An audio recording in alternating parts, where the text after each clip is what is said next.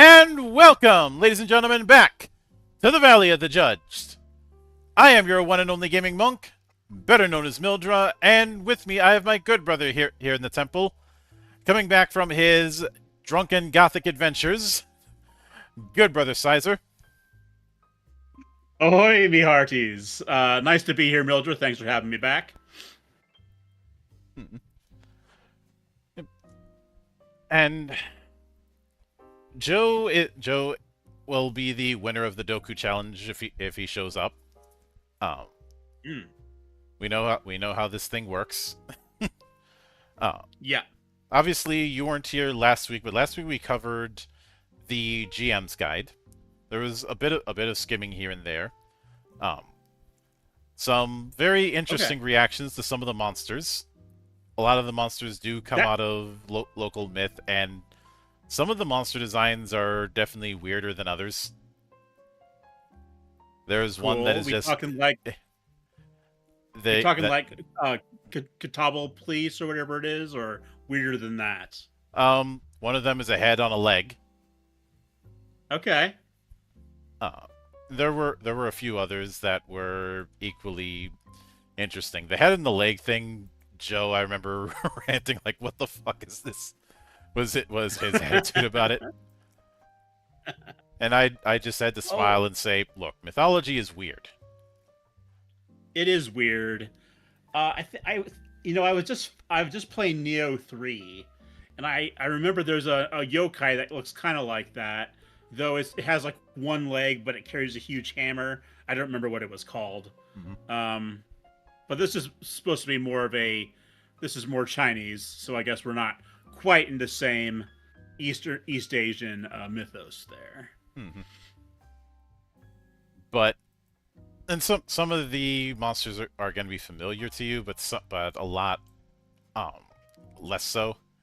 Some of them can be particularly nasty. And a few of them have the same kind of techniques that immortals can use. Okay. Well, that's unpleasant. I don't want them to, like, forbidding art my sword. Some of them were using things like the 5 escapes, which... okay. I remember Joe talking about how it's kind of weird that the elemental techniques are called escapes. That was in the original Japanese, so I understand why it's called that, because each one of them allows you to evade one particular element, but also you're weak to the next element in the cycle. Right. So I understand why it's done that. One wonders why that's the central focus of it, but it does make a certain level of sense. Mm-hmm. It's just that by calling it escapes instead of techniques or something like that, it creates that that intuitive confusion. Yeah. But even there's a similar thing with the whole cave lineage. The term used for that is like cavern or cave, so it is an accurate translation. But I remember Awkward saying that translating was kind of weird for him because he's not fluent in Chinese, and what you're dealing with is Chinese by way of Japanese with a lot of the terminology. Right. Not that it was that's got to be a little bit of a headache. But yeah. It's to channel Tropic Thunder. I'm a dude playing a dude disguised as another dude. Yes, I used that joke at the start. It still applies.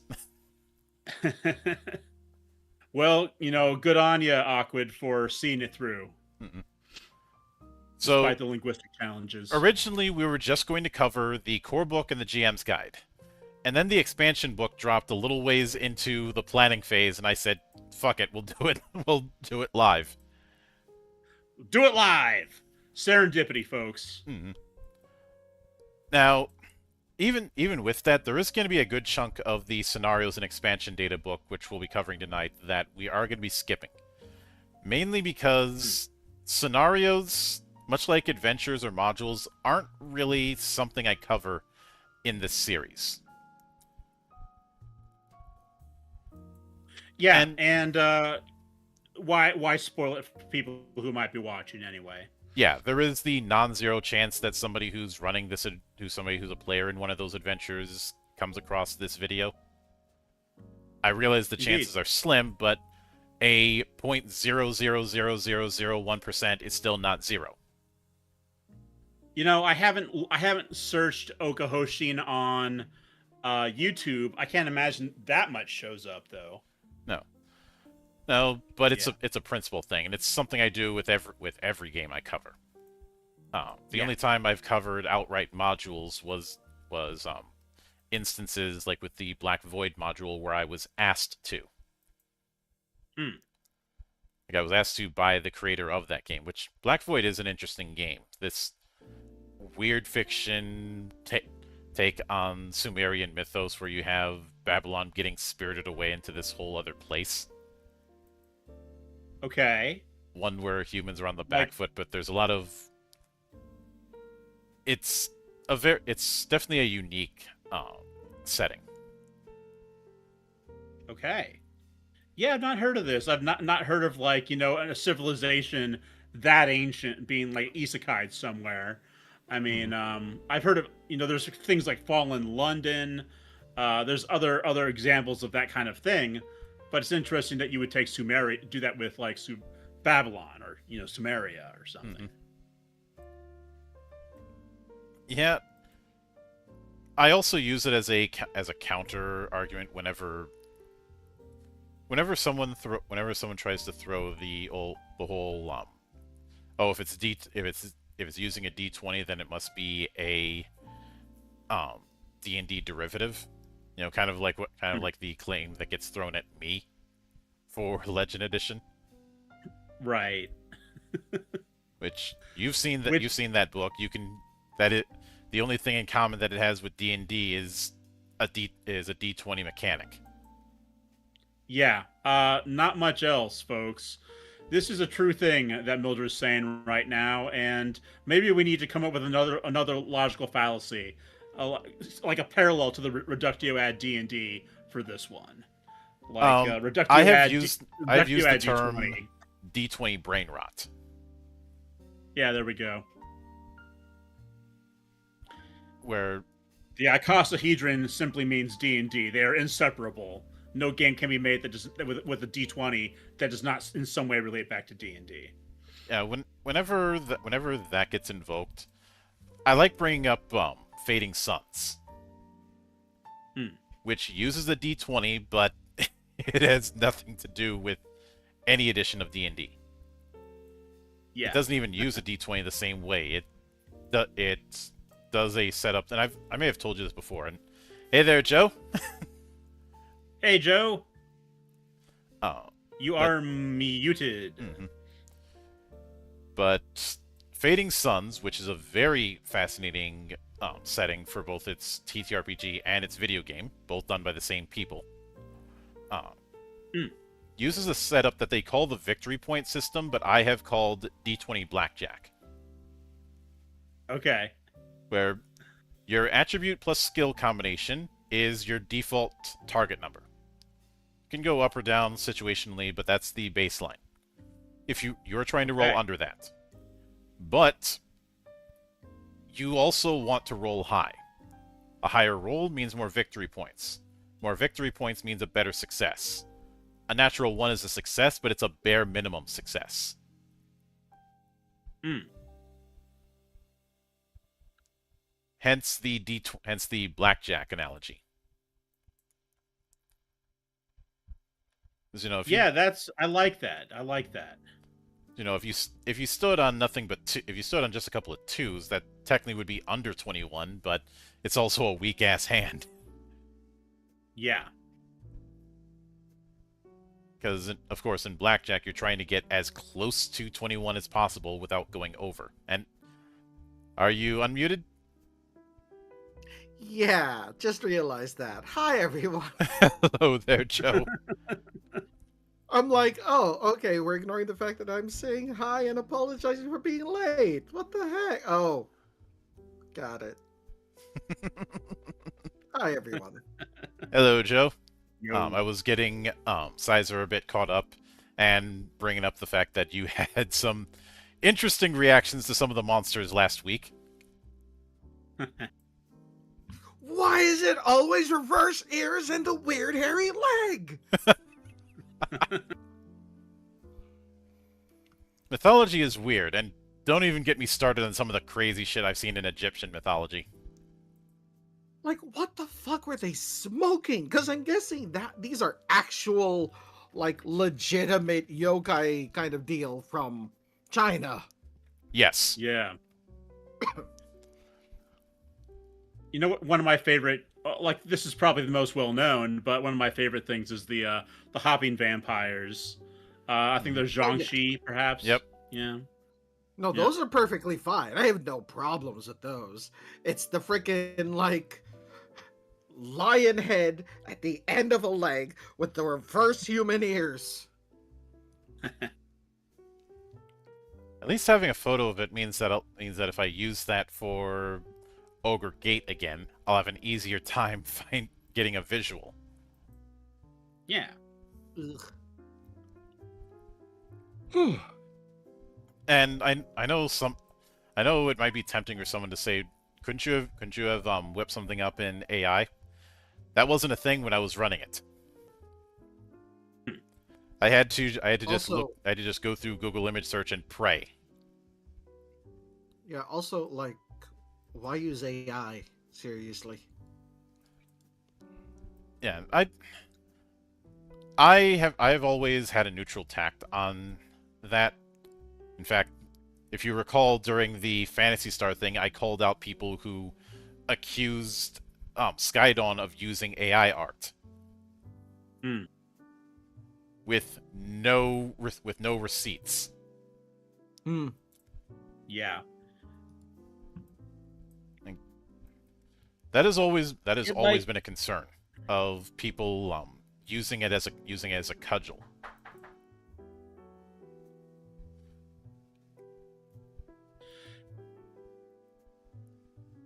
And hold on one minute, I need to hit the BRB.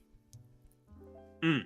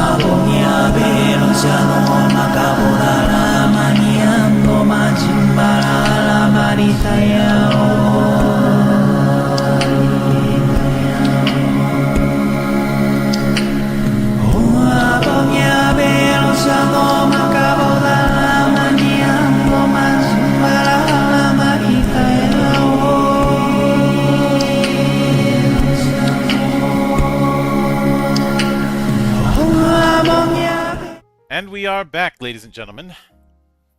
So,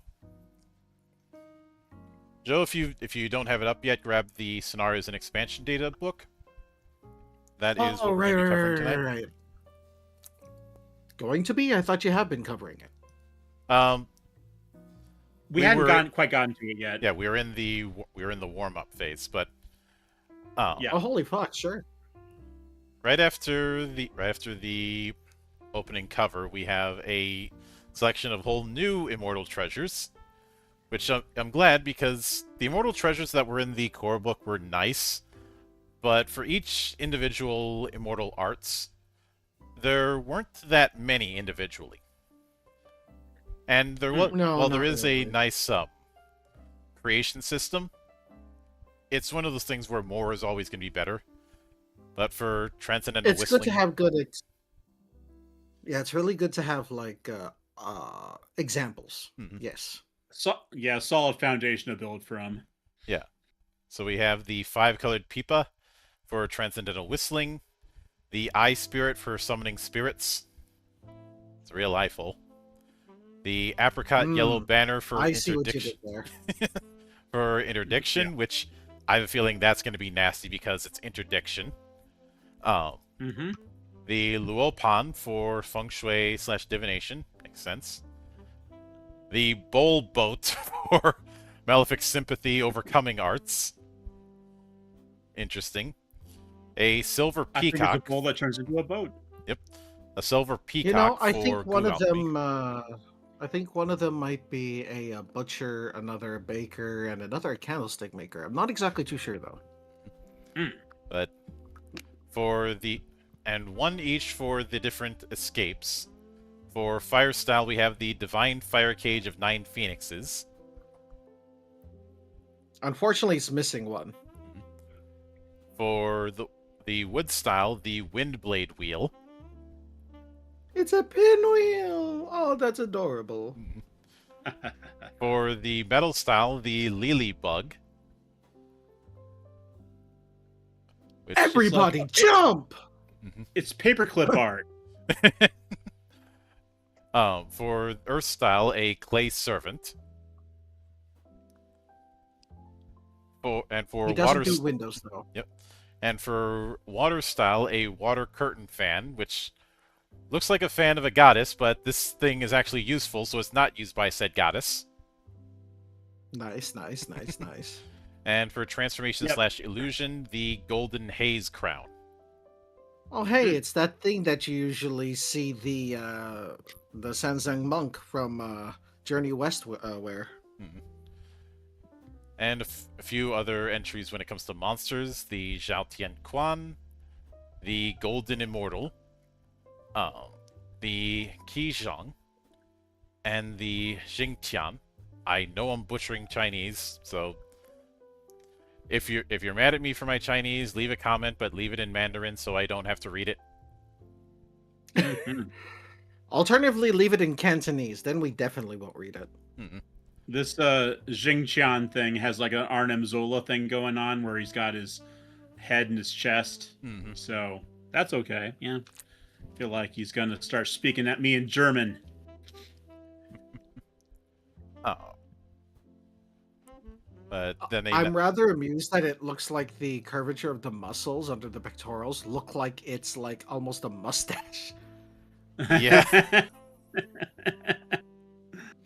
Yeah, I could see it. Then we have a bit of a nod from one of the scenarios called The Floating Elixir of Pleasure, a Yao Guai conspiracy. And our guy here just hanging on by the tail. Just chilling. He's hanging on for dear life on the tail of a galloping horse, and he is completely and utterly unbothered. Yeah, the horse looks pretty chill about it too. So I think they're good buds. I think they're I just. mean, cool. I think the horse doesn't even know he's there because he weighs nothing. Yeah.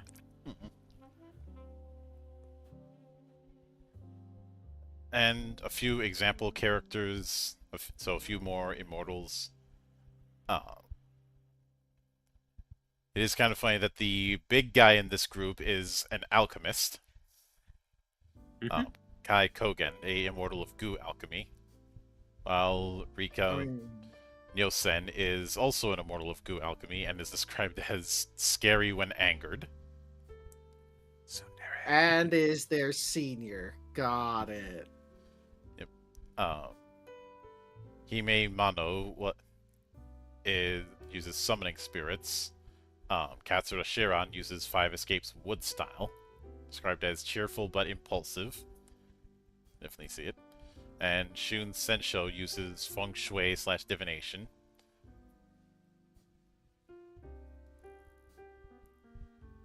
Hmm. But Okay, he looks like the protagonist of like a a recent era rom-com, complete audience cipher. You know, I take a look at this art style, and the absolute first thing that's coming to mind is Those Who Hunt Elves. All because of Kai Koken. Like, yeah. Where's their tank though? They need a tank. well, he's a goo alchemist. You give him enough time, you could probably build one. There we And go. it'll probably still be a cat.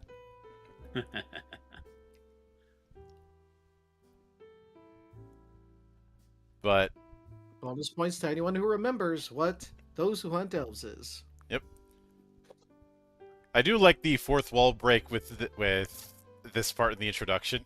Thank you very much for purchasing the Ouka Houshin playbook.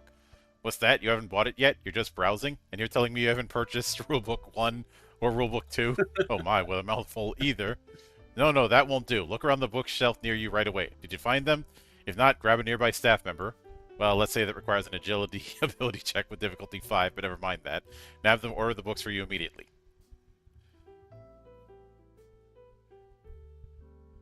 I like that. That's clever. Just, Mhm. I always like that kind of thing, or when the narrator is somewhat self-aware, or those times where the description parts are written as if it's someone's first person. Mm-hmm. But this book is divided into the expansion data, which we're going to be focusing a lot on, the scenarios, which we are not,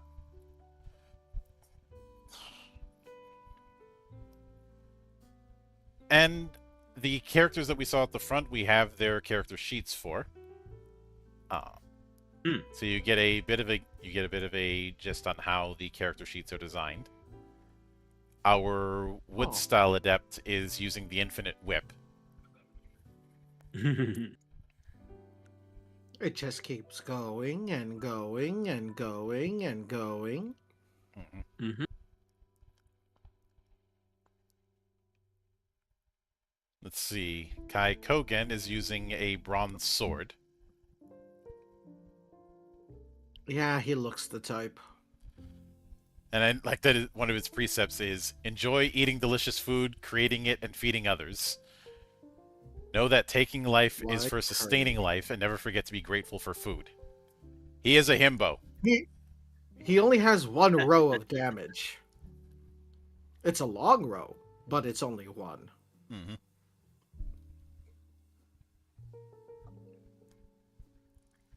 Let's see. Shun is using the 7-star sword, which can cut spirits. Hime is using a bronze sword.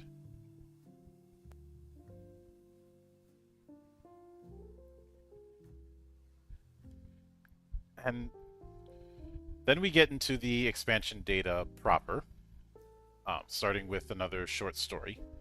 But first we have advanced rules, and the first of which is fall damage.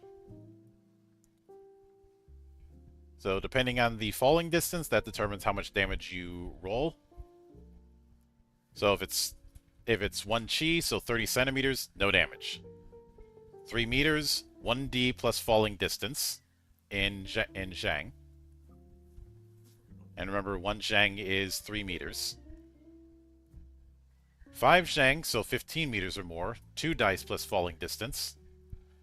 10 Jang, or 30 meters, 1d times 1d plus falling distance, Hmm. times 1d. And anything more than that is 2 die times 2 die plus falling distance in Jang. So if you fall 10 Zhang, pray you roll low. Because if you do 1 die times 1 die, that's still just 1 plus Mhm. falling distance, which is just 11 damage. It's still 11 damage, so you're probably gonna get really hurt, but. Yeah. Especially since we saw when we were covering combat, even if you're immortal, that doesn't mean you are all that tanky. You're not True. running on two physics. Especially given the whole continuous attack thing can really fuck you up. Mm-hmm. Now, okay. Here's my qualm here. It seems like with characters that are a little bit more than human here, with our mortal characters, it seems like they should be able to fall a little bit more than this, Well, without too many terrible things happening to them. Well, if you take a look at the notes underneath the falling damage table, on note 1, if they jump down voluntarily or if they succeed on a difficulty 10 ability check for agility, you can use the roll lower. Mhm. That is true. So I guess falling down a story is not a big deal if you Mm. do it voluntarily. Yeah. Yep. And then if your landing point absorbs impact, you can also use 1 level lower. Okay. Jump into a big puffy giant mushroom or something. Mhm. No. You do the thing from Assassin's Creed where you fall from a great height into a hay bale. Well, if Altair can do it, why not our immortals? Mhm. Exactly. Yep. But Same as Ezio de something something something something something. Ezio Ezio di Auditore Auditore Differente. Yeah. Mhm. And we also have rules about time until suffocation. Because even if you can't breathe underwater, unless you have the appropriate equipment, you will suffocate and drown. But you can hold your breath for longer than a normal mortal. And this is based on your destiny number. So if it's 1, same amount as normal humans. 2, 3 to 4 minutes. 3, 30 minutes. 4, 3 hours. 5, 1 day. 6, 9 days. 7, forever. Okay. That's a bit of a jump. Just It is. saying. Yeah. I noticed that too. Maybe we should go up to like a month, then a year. I don't know. I guess at that point it may as well be forever if you're doing it more than like a week. Especially since increasing your destiny number in this game is not easy. Mm. Like if you And really wanted to, once you get to a certain point, you could just like chill underwater and then only come back up for air when you really need to. that's how you get those Yeah. undersea kingdoms with immortals. Mm. Exactly. But remember, your destiny number is the yin and yang difference of how, and the bigger difference between the two, the higher destiny number you have. Mm. Which you want it to be in the positive, because if it's in the negative, then you lose your character. Oh.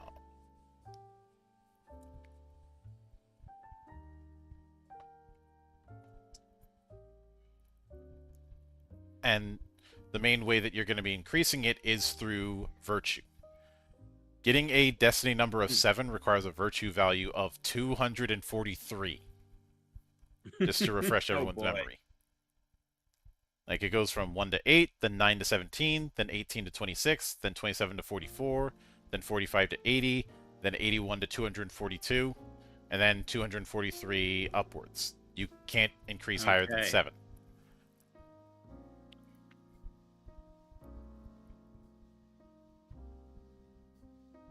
So you because, really got to be a good D2 shoes to get there. well, Yup. Destiny number of 7, you're basically on the level of heavenly beings, or Yeah, netherworld beings. indeed. You also, and You are once the best of the best or the worst of the worst. but we also have a thing for stacking immortal arts, i.e., the order of operations if you have multiple immortal arts or treasure effects at once. So first, non-conflicting effects all stack. For conflicting effects, choose the most recently applied one to take precedence. Effects that cause numerical changes all stacks, but cannot exceed the limits of each individual art's effect. Hmm. And for the third one, the example they give is a combination of Elixir of Agility, Elixir of Mighty Strength, and Paralysis Toxin, all immortal arts that affect numerical values, such as ability scores, skill values, and weapon attack/parry value modifications, stack. When Paralysis Toxin, Strength -4, Dexterity -4, Agility -4, is used on a character enhanced by Elixir of Agility, which increases Agility by 2, and Elixir of Mighty Strength, Strength +4, all of the effects accumulate, resulting in Strength 0, Dexterity -4, and Agility -2. If Elixir of Mighty Strength is used more than once here, Strength becomes +4. However, what can be increased or decreased by immortal arts or treasure is ultimately limited to the value that can be increased or decreased by a single use. Since Elixir of Mighty Strength increases strength by 4, it ultimately cannot increase strength to 5 or more. In the previous example, even if Elixir of Mighty Strength is used once more, strength no longer changes. If Paralysis Toxin is used once more on a character in the same state, it results in Strength 0, Dexterity -4, and Agility -4. I.e., you can't grab a bunch of elixirs and the like and just stack them all in one go. Now, if you have multiple types of elixirs that overlap on what they increase, that can be done, but you can't stack the modifier by say going with Paralysis Toxin multiple times, it looks like.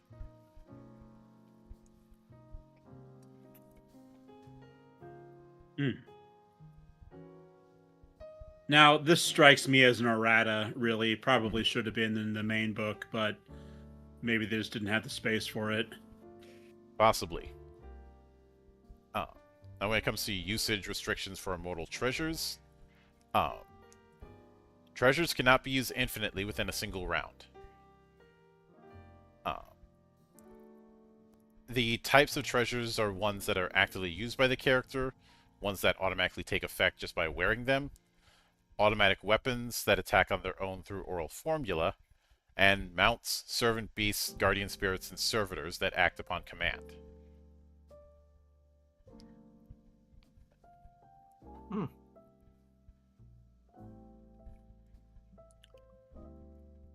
And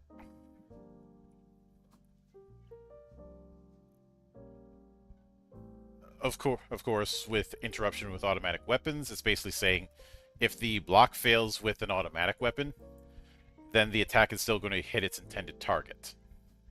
The automatic weapon itself can't be hit by the enemy's attack.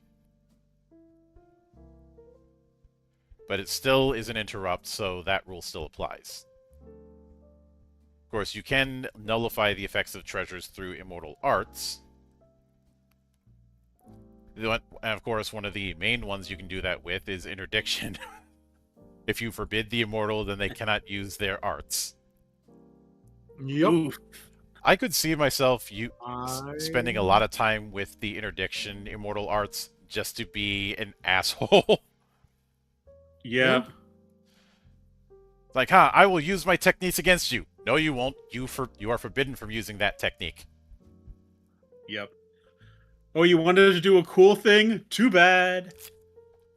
I can see why Aquid drew parallels between the interdiction techniques and Eraserhead from Hiroaka. Because that's it. That's his soul stick. As long as he's looking at you and not blinking, you can't use your quirk. Yep. But as far as immortal arts that can counter treasures, the use to overcome things with the 5 escapes can be done. Each can cancel an immortal treasure corresponding to the 5 elements. With summoning spirits, prayer can return the spirit, or can destroy it. These can cancel out the effects of immortal treasures that use spirits, like Guardian Strike Talisman. With Transcendental Whistling, you can use Rhythm that Disrupts Harmony, which can cancel the effects of musical instruments. For Feng Shui Divination, you can use the technique I Know the Principles of the World and Seal Interdiction Arts. And for Interdiction, you can use if you forbid the art, then it cannot manifest. The only treasure that can't be canceled out with that is Master's Written Note. For Goo Alchemy, Poison Neutralizing Elixir, which can cancel out the effects of poisons and immortal elixirs from Goo Alchemy. And for Malefic Sympathy Overcoming Arts, you can use Like a Person, Receive a Curse, which can cancel out effects belonging to Malefic Sympathy. It is interesting that, aside from that, most of the immortal arts have some way of self-canceling, i.e. canceling usage of that type of art by other people. The exception to this seems to be the 5 escapes. Because Malefic Sympathy, you have that technique that cancels that type. You have the same type canceling with Goo Alchemy. With the only one that's the most universal is Interdiction. Which, the more that I read about Interdiction, I'm wondering if it should be spelled with a D-I-C-K with it. I love Interdiction so much. Yeah. Feng Shui can cancel out Interdiction, so it's not completely universal. But Transcendental Whistling is a self-cancel, as well as Summoning Spirits has 2 self-cancels.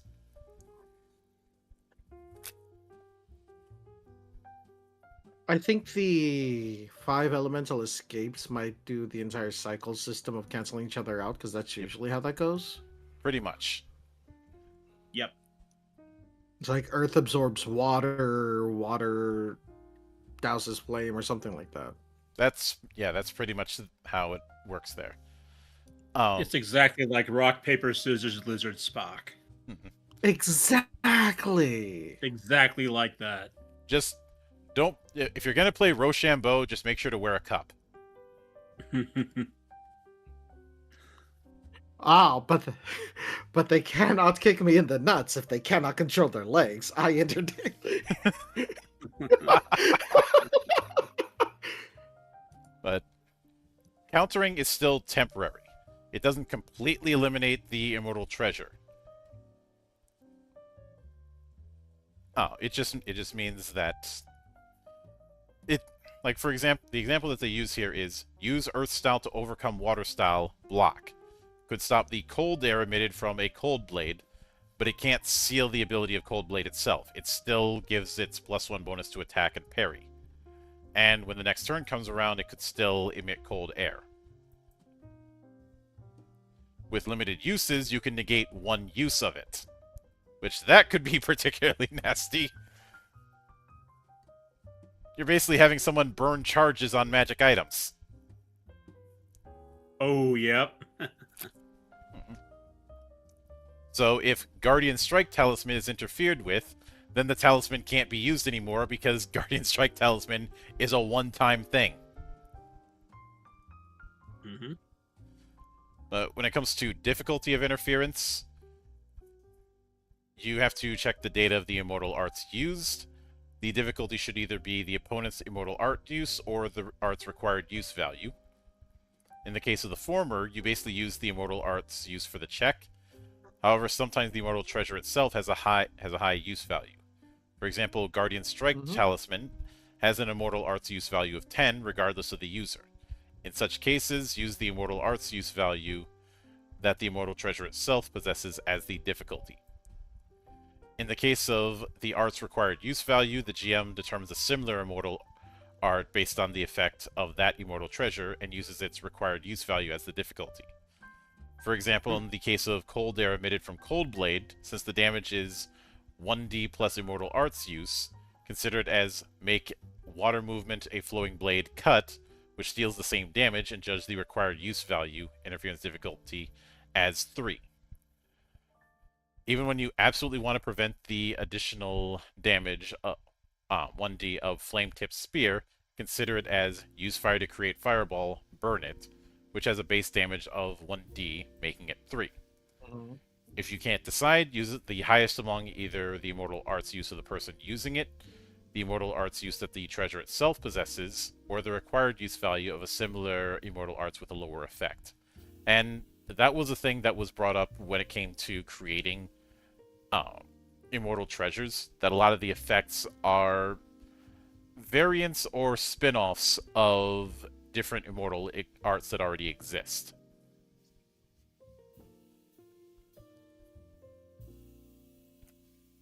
Now, the exception to the rule here is Master's Written Note.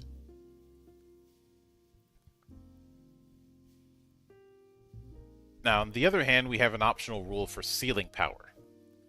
If virtue is lost through reverse success, corruptive arts, or simply by evil deeds, and their total skill value exceeds their virtue value, the character immediately transforms into an evil immortal and is removed from the player's control.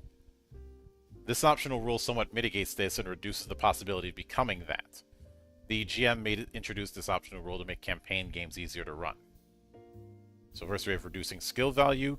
A character whose total skill value is higher than their virtue value will transform into an evil immortal as they are. To avoid this, they can seal their own power, i.e. reduce their skill value. When you do this, you reduce your total skill value until it equals your virtue value. And you have to reduce values starting with the highest value first and do so evenly.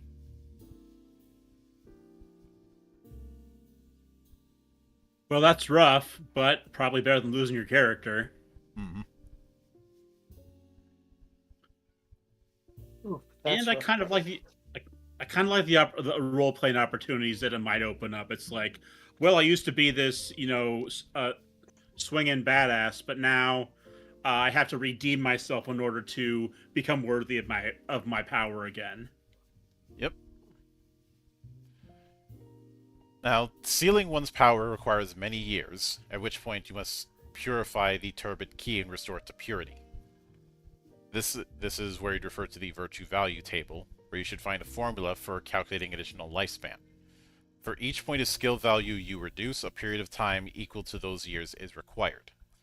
If this is not possible, if their lifespan would be exhausted before that much time passes, you either have to become an evil immortal or accept your lifespan and die.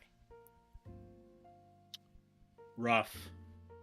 You cannot take any other actions while in the process of sealing your power, and you must continue to purify yourself in a place where pure immortal key gathers. Most immortal caves have such places. For player characters, relying on their master's cave would be most appropriate. Naturally, while you're purifying, you can't go on adventures. That's rough, buddy. Mm-hmm. Now, you can't, if your virtue value is 243, so rank 7, and your total skill value would surpass that, you can't avoid becoming an evil immortal.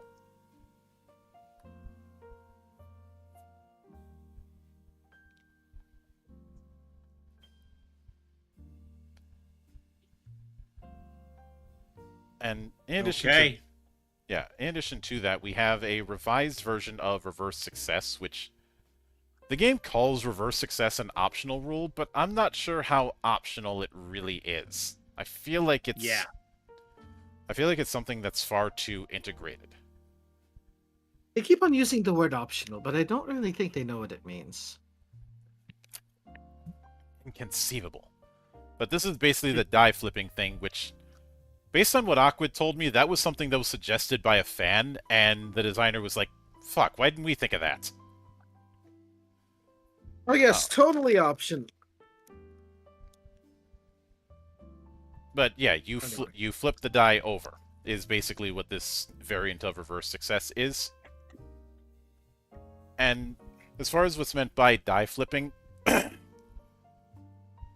Do you guys remember the Arcanist in Legend Edition? Hmm. It is the same principle here. Hmm. The Arcanists flip die because of their curses in my game, and here you have a similar approach where you're essentially flipping the d6. So whatever you rolled, it's treated as the opposite. You know, 6 becomes a 1, a 5 becomes a 2, yada yada yada yada. You wouldn't want to do this on a 3 because it would just be a 3.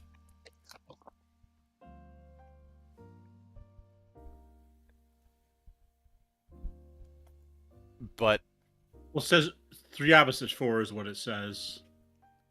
yeah.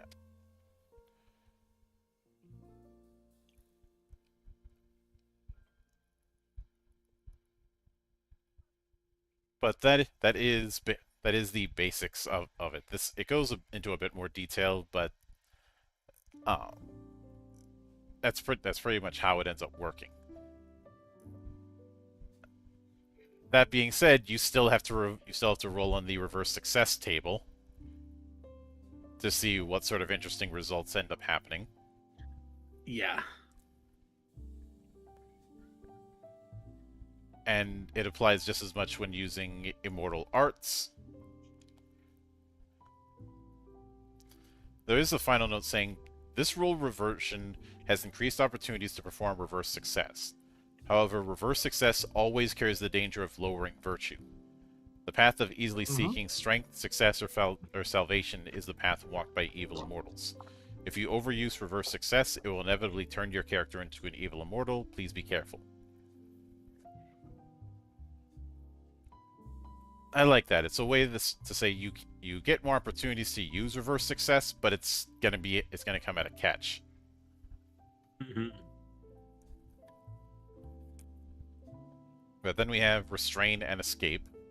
So those who want to capture their enemies. First off, in order to do it, you have to be unarmed. So you need a -3 parry for a -3 modifier for attack and parry. Mm-hmm. If you've transformed your arms into weapons through immortal arts, you can't do this. And even if the attack hits, you can't deal damage. If it hits, then you make a strength contest. The side attempting to restrain is the active, the side trying to escape is the passive. If the active side succeeds, they've restrained the opponent. The restrained side can try to break free when their turn comes. This is also done with a strength contest. In this case, the side trying to break free is the active side. Oh gods. You're thinking of the grappling rules in third, aren't you? No. You said active and passive, and the first thing that came to mind is Ouka and Seme. Oh God. See, that is a you problem.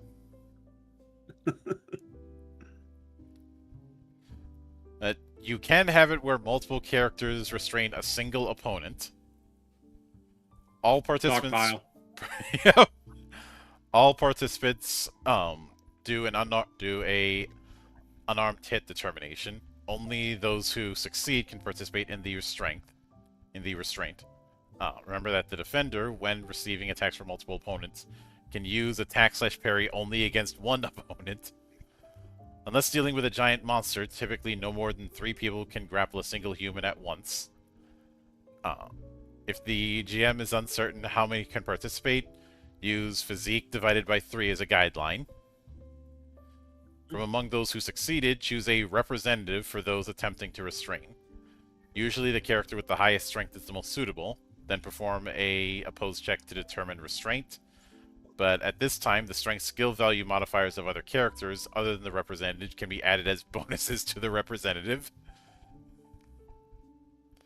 They say only 3 people could grapple a humanoid, but I've seen wrestling matches where you have both of the legs in an ankle lock and the arms in an arm breaker. Or So I'm just imagining like the reverse ninja coefficient, where it's like you can add more people, but then you have a higher chance of the person being grappled to just kind of like burst out from the middle and send all of you flying. but there's also some of the interesting double or triple team submissions I've seen in Mexico. Like, Mm. there was one, and this was in a god-awful match in CMLL, that involved a bunch of guys that were ridiculously old. So you had Rayo de Jalisco Jr., who, even in the early 2000s, I wasn't that big on. Kinect, who looked like he came out of the 50s. Villano 4, who I'm pretty sure was recovering from a heart attack. And Máscara Año 2000. This match was in 2017, and he had no mask. What? If you know what that Now- name translates to, you'll know why I'm laughing. Mm. For those unaware, El Toro would not approve. his name means Mask of the Year 2000. Oh, gods. Really? Yes. It was one of those. This is a common thing in Mexico. A 2 out of 3 falls tag match. Usually with 2 referees. The finish was a double stump puller. Imagine sitting down and reaching over to touch your toes, and at the same time your leg is being lifted. Got you. They lifted Villano 4, who was not very mobile in this whole thing, and did it on both legs. I'm pretty sure most young guys couldn't do that. True. I'm like, I cannot believe they did that. But yeah, that was one of those things. It's I can't believe it's not butter. oh. Of course, it will always amuse me that the Villanos always came out the Pink Panther music. Do, do, do, do, do, do, do, do, do. As I far as didn't realize that the Mexicans were so suspicious of the French.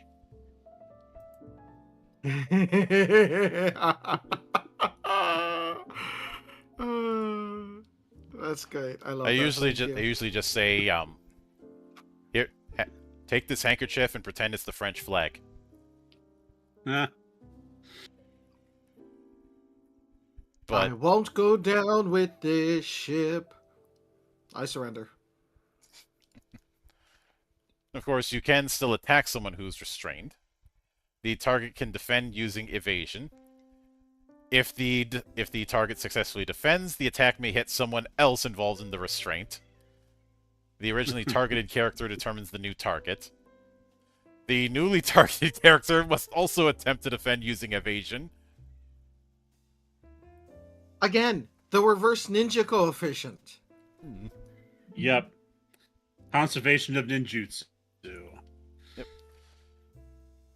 You don't re-roll. You just use the same roll to see if you hit or not. I'm just imagining someone trying to hit the person who's being restrained, and it's just like this slow motion of, oh no, I missed. The next person, oh no, I mixed. The next person, oh no, I missed. Yeah. So then we have escape. So the bravely running away. Brave Sir Robin ran away. Bravely ran away. No, I didn't. You stop that right now. But if you're trying to pursue a fleeing enemy, that is a contested agility check. If there are multiple pursuers, both in escape and pursuit, the pursuing side can add the sum of all the pursuer's agility skill modifiers to the representative's agility for the check. I do like that there isn't some truncated ass cooperation bonus if you've got people working in a group. No, everybody add their shit together. Unless the person you're chasing is named Lubu, and you do not pursue Lubu. Mm-mm. But then, of course, we have more immortal treasures. given the ridiculousness of the last time we covered these, this is going to be interesting. Oh. I mean, they can't beat the sword that sharply glares at you. But for wood style, we have the lightning returning branch. Takes 9 months, does not require an oral formula. It is a small twig, sharpened at the tip and painted green. It can attract and repel lightning directed at the practitioner. While holding it, you're not harmed by natural lightning. Of course, Lightning rod. even immortal arts that use lightning, you are protected against. When attacked with immortal arts, if you succeed at immortal arts resistance, the lightning returns to the one who cast it, and they have to perform immortal arts resistance against their own art. If they fail, they take damage from their own art. Unless, of course, they also have a lightning returning branch, in which case it becomes tennis. Yep. Yeah, it keeps going back and forth until one side fails. Yep. Oh, I'm sorry, table like- tennis. It's like the Phantom Ganon fights in The Legend of Zelda. Yep. Ah, true. But the Windblade Wheel, which takes 9 years to make, requires an oral formula. Resembles a windmill. When the oral formula is recited, it begins spinning rapidly and generates wind. The wind is not particularly strong, however, riding on that wind, numerous blades come flying forth. The blades slice and wound enemies. Treat this as a offensive immortal arts with a use value of 7. It is effective against group of enemies. Targets that fail their resistance take 1d plus 7 points of damage. The number of uses is 1d times, with a minimum of 2.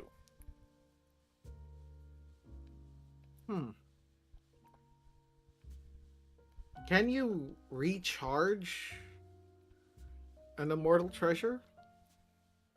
I believe you can't. What you'd end up having to do is make a new one, and effectively, and that's going to take the same amount of time. Fair enough. Then we have the Cage Tree Seed, which takes 108 years to make. Oh, only Pshaw. Yep. It's a seed shaped like a large teardrop. When the formula is recited and it is thrown at an enemy, it adheres to their body and begins to grow. Make a check using the Thrower's 5 Escapes Wood-style Immortal Arts use. If the target fails to resist, they will have their nutrients drained by the growing tree and be crushed. The target takes 1d times 1d points of plus the user's Wood-style Immortal Arts use points of damage, becomes entangled by the tree, and is imprisoned in a cage made of intertwined roots. This is the fucking death plan from Yu Yu Hakusho. Yes. Oh. However, if the So, target like, Put is... it at the end of it. Oh, God. If you put it at the end of an arrow, then it's the freaking thing that trapped Inuyasha. And like the thing that trapped Merry and Pippin in I can't remember. I think it was Fellowship, and then they had to be rescued by Tom Bombadil. Fern Gully! Mm-hmm. The thing that trapped Hexes. There we go. Yep, Yeah. because even animated, Tim Curry has way too much fabulous. True. But if the target is incorporeal or a metal element entity, Toxic love. then the seed cannot grow, in which case it'll just drop. And for beings that defy normal logic, abnormalities may appear in the tree's growth process. The tree will wither immediately upon the user's command, but when it does, it will bear 1 seed. At the GM's discretion, the number of seeds may be increased. You crush them with the tree, and then you grow another seed back. Recycling.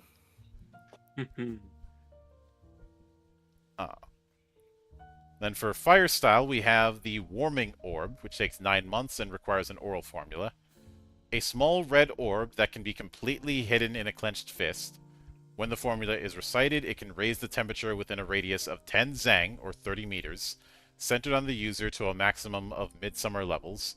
It cannot lower the temperature. If used in the middle of winter, it will allow you to stay warm. However, if you're not careful, the snow may melt, turning the surrounding area into mud, which could cause problems. Additionally, the warming orb reduces damage from attacks involving intense cold, water, or ice, such as those from 5 Escapes Fire Style or 5 Escapes Water Element Immortal Arts, by 2 points. The damage reduction effect applies to all allies within the range. This activates automatically without needing to command it with an oral formula. So, I didn't realize that there were water or cold abilities in fire style, but it makes sense for the cold abilities, I think. Because you can pull heat away from something. Yep. Mm-hmm. Then the Flame Absorbing Jar takes 9 years to make. When you point the jar's opening towards flames and recite the formula, it can absorb and store those flames. The size of the flames that can be absorbed is determined by the Immortal Arts use. In the player's book, there is a success difficulty table for sizes. You can absorb flames with a size corresponding to a difficulty equal to the caster's Immortal Arts use plus 2. So if your Immortal Arts use is 5, it goes to 7, so you can absorb flames the size of a single house. Mm. Or let's say someone's house is on fire. Open this thing up, activate it. The fire is sealed in the thing. You can also absorb flames created by Immortal Arts. If you do it, you subtract the caster's Immortal Arts use from the use value. And of course, if it goes to 0, then the whole thing's negated. When it's recited in reverse, the flames burst out. Got So- you. I am Can suddenly my thinking... flame absorbing jar look like a rice cooker? you just want to absorb King Piccolo.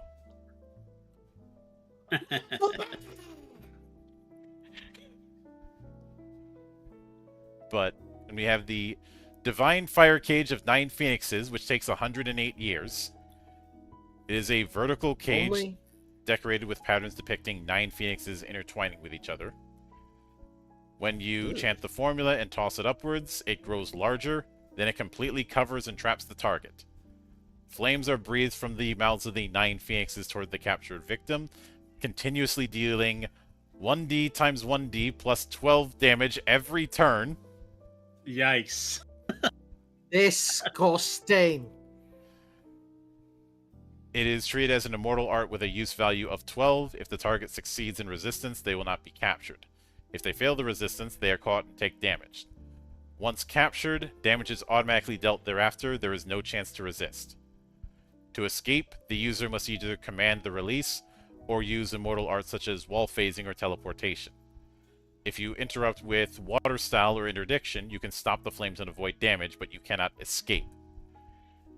You cannot attack those inside the cage, but those inside the cage cannot attack outward either.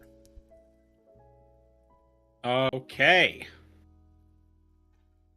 2 will enter, 1 will leave.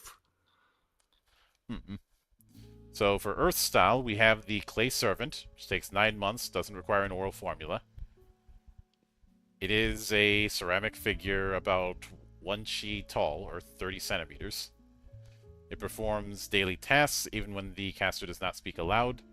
It is limited to what can be done at its size, but lighting fires, cooking meals, or doing mending work or a piece of cake. It cannot speak and has almost no intelligence. It cannot be used for reconnaissance or similar tasks. It is more durable than ordinary pottery, but will shatter instantly if struck with a weapon. It automatically fails any parry attempts. But you could have it shield you from an enemy's weapon as an interrupt. Even if the Clay Servant is destroyed, there's no effect on virtue. This time. And we have Muscle Clay. a jar containing gray clay. When it is applied to the user's body, it transforms into muscle, increasing your strength by 1.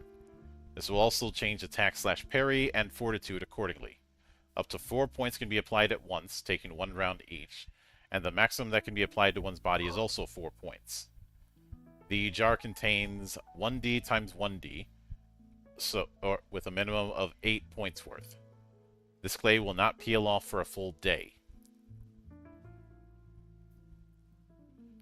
Officially approved by Hans and Franz. Mm-hmm. We're going to pump you up. You up.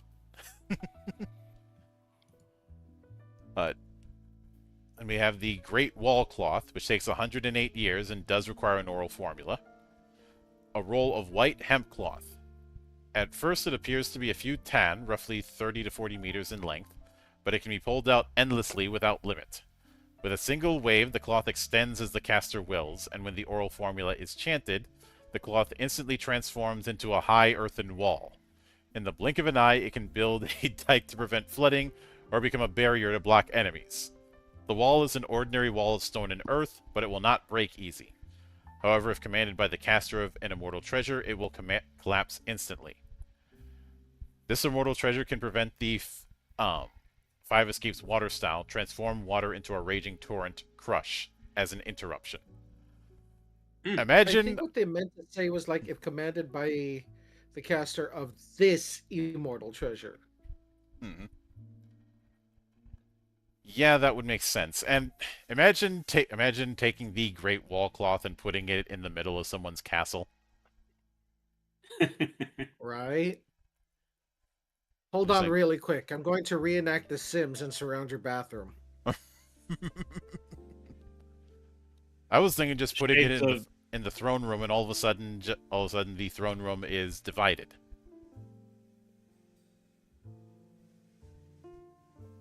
Because the formula Here's doesn't my question. Oh, go ahead. Finish your thought. it doesn't say how high the wall goes. True. You want to know what else it doesn't say? What? It has to be vertical.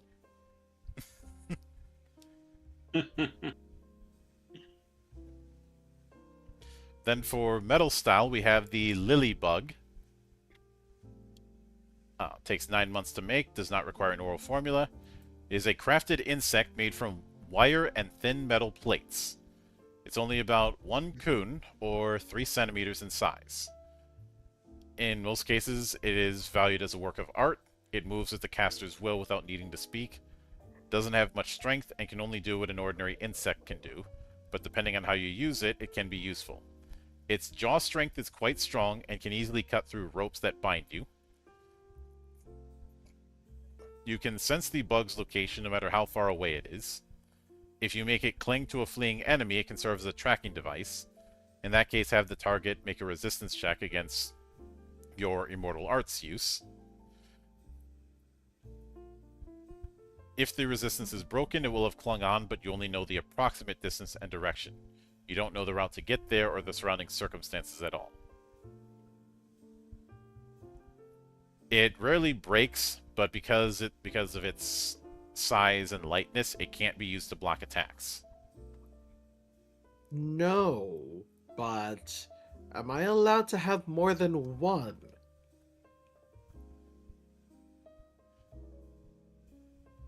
You can't have a huge amount of them because you can only have so many immortal treasures based on your build. Darn. So I can't Nicolas Cage, oh my god, the bees, not the bees, out someone. No, we have other things that can be done for that. Fair enough. Hmm. Fair enough. Just kind of tosses at someone's face and go for the eyes. Mm-hmm. Yep. Then we have the Armored Robe, a garment woven from steel thread. It protects up to 3 points of damage from weapons.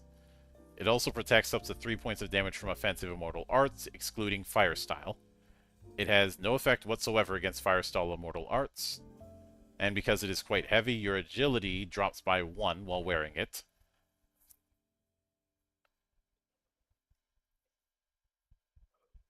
I'm like, If it's woven from steel thread, is this the 2-ton tunic from the Shaolin Showdown? Alternatively, it's the iron cloth style from Ranmahaf. That's true. Then we have the... Wait. Good. Armored robes made with special silver from the Roman Empire are very light and do not affect agility. The heck? Yeah. Sure. Why not? Even the ancient Chinese were always thinking about the Roman Empire, it would seem. Oh god, it's not that meme. Then we have the magnetic attraction weight. Takes 108 years to make and does require an oral formula. This is a spherical weight that appears to be made of iron. Its surface is densely engraved with talismanic incantations. When the formula is chanted, it grows to about 90 centimeters in diameter. It generates a magnetic force and attracts metal within 300 meters around it. Metal items include immortal treasures as well. If you're holding a weapon or similar item in your hand, it will be torn away, and even if it's sheathed, it will be pulled out. If you're wearing metal armor, including immortal treasures like armored robes, you'll be stuck to it and unable to move. Unless enemies approach, they cannot attack. A -4 modifier is added to attack/parry and evasion. Also, depending on the armor, such as having gauntlets on both arms, Daoyin may not be possible, affecting the use of immortal arts. At very close range, even nails in houses will be pulled out. If that happens, they will automatically collapse. You cannot evade being drawn by the magnetic force with immortal arts resistance. But if you succeed at a strength ability check with difficulty 15, you can withstand the magnetic force and move. In that case, if you're using metal weapons or armor, a -2 modifier is applied to attack/parry and evasion. This check is made every round. Please assume that all metals, including bronze, are affected by a magnetic force. Of course, the GM is free to set certain things that are not attracted by the magnetic force. If I may Remember, quote, bronze is not magnetic. no, if I may quote one Jesse Pinkman from a certain episode of Breaking Bad, "Oh, bitch, magnets! Oh, But In Immortal China, how the heck do they work? oh." We may never find out. the fact that somebody could plant this in a house to aid in demolition is a terrifying prospect. Okay. Because you activate now this I thing want- in town, and there goes the neighborhood. Okay, but now I kind of want to use it to make a katamari. If ever there was something that you could use to do that in this setting, you found it. Mm-hmm. Na na na na na na na na na na na na na na do do do do do do do. And for the water style, we have the sake making gourd, which takes My sake, not even a drop. 9 months to make. It looks like an ordinary gourd, but if you fill it with clear water and recite the formula, it becomes the finest sake. You can decide what type of sake it becomes based on your preference when you receive it. If you can get someone to drink their fill of this, they'll become intoxicated. An intoxicated person suffers a -2 penalty to all action checks. However, spraying it as a mist or forcing someone to take just a sip will have no effect. Can I use it to make a Molotov cocktail? Yeah, but then you wouldn't have a sake making gourd anymore. Well, no, the sake itself. Like once the water's transformed to sake. Probably. You could go into business with this. Right? Although, since it says what sort of type of sake, imagine someone making it, but it is sake that's laced with wasabi. No Is that thanks. a thing? Probably not. Okay. Or Sake. if you really wanted to test someone's liver, you could always have it be very, instead of sake, a very strong sochu. Yeah. Don't worry, I'm just gonna use this to make the best Kobe beef. You know, I've had unflavored soju before, basically undrinkable. Don't recommend. It is the equivalent of drinking absinthe. Yeah. Uh, Yeah, or Everclear. much like the flavor, much like the flavor, it's absolutely absinthe. Mm-hmm. Uh, then the water curtain fan, not to be confused with the water fan by a useless goddess. This is a pair of fans Because this was actually useful. made of a blue metal. Takes 9 years to make. When you recite the formula, a curtain of water sprays from the edges of the open fans. This water curtain can be used as a defense against immortal arts. Among the offensive immortal arts of five escapes, it can completely block fire. For water, wood, and metal, it reduces damage equal to your immortal arts use. It cannot block damage from other immortal arts like earth or malefic sympathy overcoming arts. The water curtain can cover up to 3 people per fan, 6 people for a pair. If you have 3 pairs with 3 heads and 6 arms, 18 people. Of course, it can also be used as an interrupt. It can be used as a weapon, but provides no bonuses to attack/parry. I love the fact that they actually cover people who want to go for the build with extra arms. Yeah. Then we have the Sea Calming Pearl, which takes 108 years to make. The sea ebbs and flows under the influence of the moonlight and dragon god. When you grasp this pearl and concentrate, you can freely control the tides. You can also create great tides that exceed normal tides. If you wish, you can completely dry up a harbor or engulf coastal areas in a tsunami. However, using it destructively will likely result in a decrease of your virtue value. Here's how you become Moses. Let my people go. Of course, with certain anime, there's the implication that Moses parted the Red Sea using a Beyblade.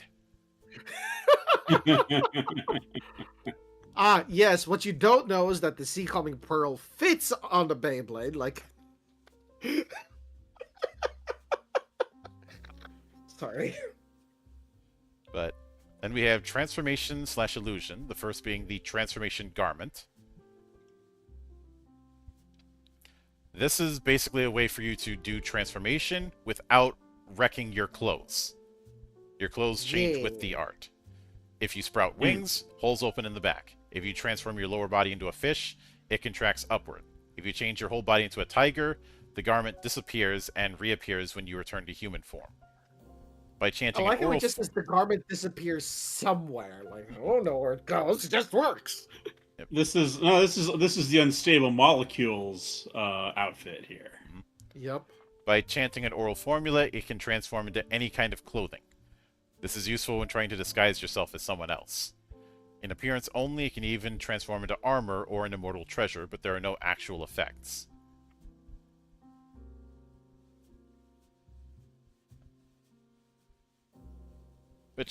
There might even be advanced forms. Nice.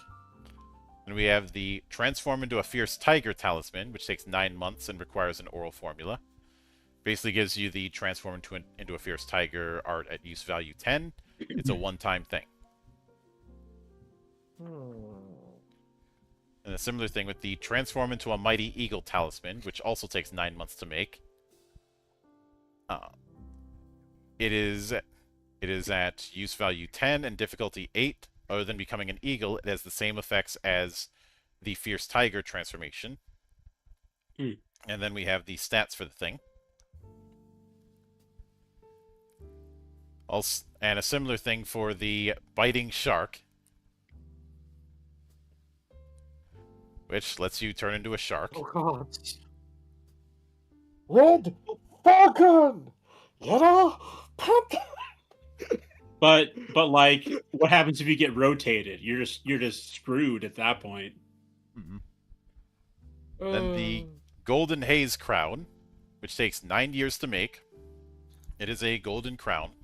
When worn, the immortal treasure itself becomes invisible, and the caster's body is covered with a golden radiance.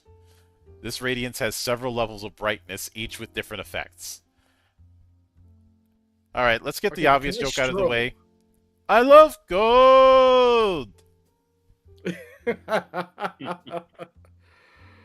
At, I at also first made the wrong stage, reference. It wasn't Red Falcon. I was going for Vol Eagle, Vol Shark, Vol Panther. at first stage, the light is barely noticeable. One smile might seem to sparkle. That's how you get the sparkle smile. Oh no, you become Might Guy. Ding! Or their presence might feel more vibrant. No actual light is visible. However, even in darkness, one's facial features remain clearly discernible. This radiance can maintain constantly and provides a +1 mod to charm checks. A goo alchemy practitioner wearing this will not gain additional servant beasts. When the radiance Well, is that's turned nice off, to know. one's appearance changes dramatically. If cleverly manipulated during disguise, turning it on and off can reduce the chance of being recognized. At the second stage, the radiance is strong enough to be clearly visible. In dark places, it can be used as a light source. The caster's face is obscured by the glow, making it impossible to remember their features. The third stage is the strongest radiance, but lasts only an instant. Those who look directly at it are momentarily blinded. Make an Immortal Arts resistance check against use value 15. On a failure, they become unable to act for just a moment. Simultaneously, the caster can ride the flow of light to move 20 zang, or 60 meters, away from their location. This can be used as an interruption against attacks or Immortal Arts. Even when not used as an interruption, it is ideal for escaping the battlefield, but it can only be used once per day. After using this ability, the Golden Haze Crown's radiance is lost for a full day. Solar Flare! Thank you. Thank you. Yep. Thank you. Multiple Golden Haze Crowns cannot be equipped simultaneously. There are Darn. also ones that possess only the first stage radiance and can be obtained in 9 months. Conversely, there are ones with higher use values that recover their radiance more quickly.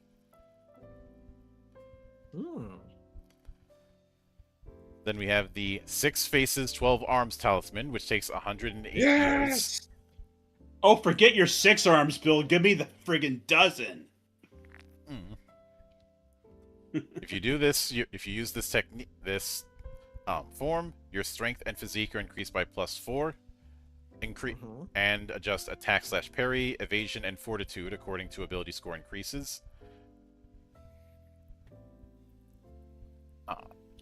The talisman can be used 2d times, minimum 4. When obtained, the GM determines the number of uses. In the 6 Faces 12 Arms form, you can perform attack/parry 6 times per round, and up to 3 attacks can be made against a single enemy. Jesus. And if we're dealing with melee attacks, that means those individual attacks get the continuous roll too. Uh-huh. Hi, I'd like to call this the Julian Fries form. Alternatively, the Will It Blend form. But for summoning spirits, we have Baolai Jade. Takes 9 months to make. It is a bead of vivid color. You can choose any color you like, red or blue. I choose a bead of a different color. It is just large enough to fit in one's fist. Bravo. A dedicated spirit messenger is sealed inside. Using this does not reduce the caster's summoning spirits use. When carrying this, whether in a pocket or in a bag, if you drop something from your hand, it will automatically return immediately. In combat, at the end of the round. The same applies if you drop something from your pocket or bag, or if you drop something you are wearing. If someone steals it and firmly grasps the item, you cannot retrieve it. For a target carrying this jewel, interdictions, if you forbid hands, then one cannot hold, has no effect. The Baolai Jade itself will never be dropped. It is said that superior Baolai Jade will even seek out items dropped in the past. Wow. You know, that could actually be a very interesting plot point. Yeah, I'm kind of reminded of the whole recall weapon thing that sword mages got in fourth edition, which I have used to be an asshole where I would sell off my sword and then once I'm out of town recall it. Yeah, that's the thing. Then we have eye spirit, ear spirit, nose spirit. Takes 9 months to make. No oral formula required. And this is a type of spirit messenger that is limited to eye, ear, or nose. And is basically a recon spirit with those organs enhanced. They share their sensory organs with the caster. When making judgments involving sight, hearing, smell, taste, and other senses, the enhanced organs can be considered to have a perception of 15.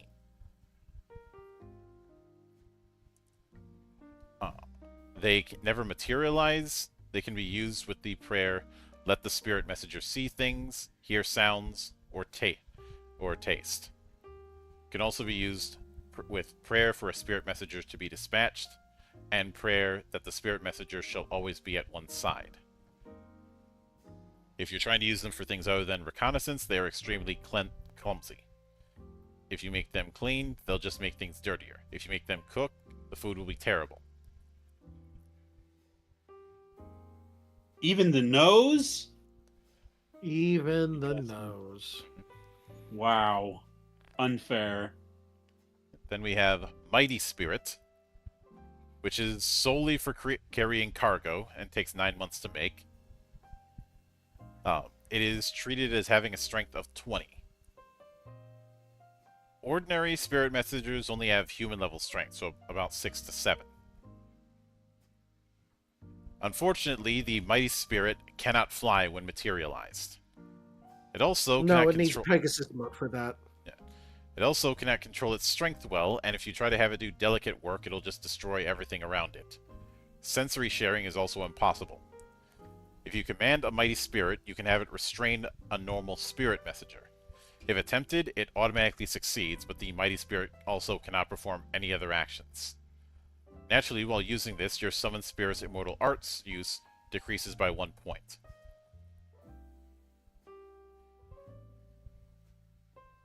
But then we have a Message Spirit, which does exactly what it sounds like. It is a messenger. And a Barrier Spirit, which can protect specific spaces or people, but it cannot materialize. And against humans, can only show an illusory form to frighten them, with the fear value of 20.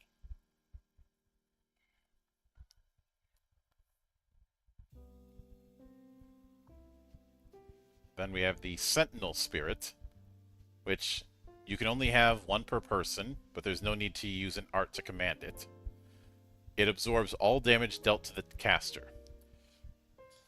It is treated as having a fortitude of 25 and a destiny number of 1.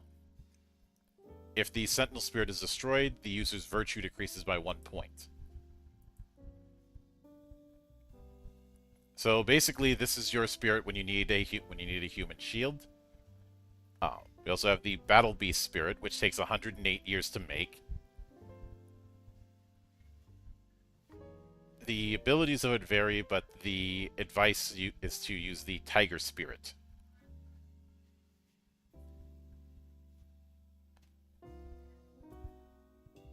So yeah, it is a talisman for when the spirit summoner needs some muscle.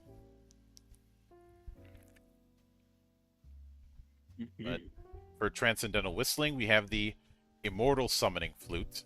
Takes 9 days to make. When it's played, a sound audible only to immortals resonates.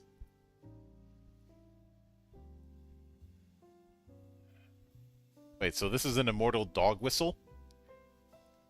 Yep.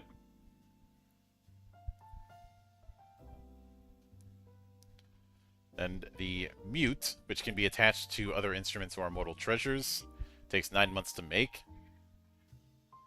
And when using it, the tone becomes extremely faint. Even when performing an art, you will not be noticed.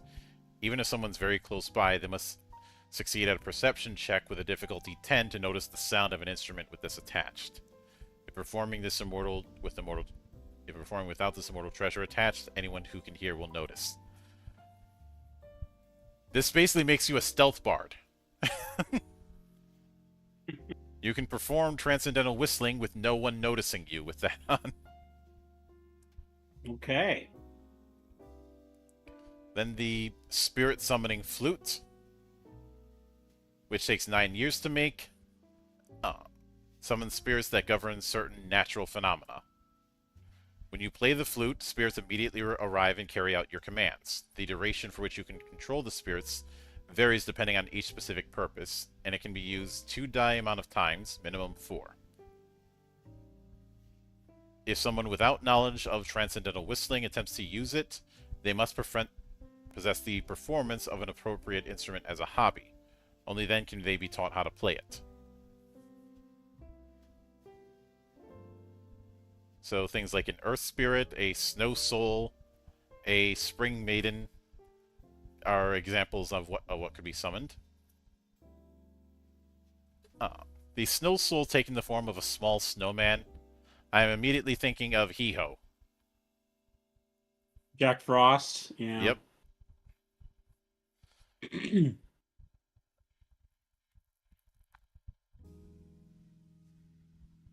But you can. It only has a specific spirit performing a specific role, so it's not a universal thing. If you want something a little more universal, that's what spirit summoning is for. But ability summoning flute lets you gain the special. It takes 9 years to make, but lets you get the special abilities of birds and beasts described in the rulebook for a short time. By performing the instrument for 1 round, the ability becomes usable for the next round onward. It lasts for a short duration and can be used 2 die amount of times.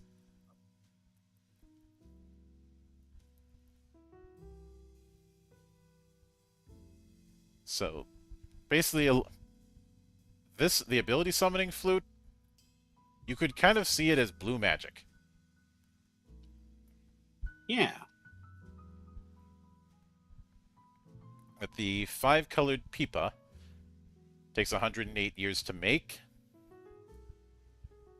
This is a pipa string with 5 colored, a pipa strung with 5 colored strings: green, red, yellow, white, black.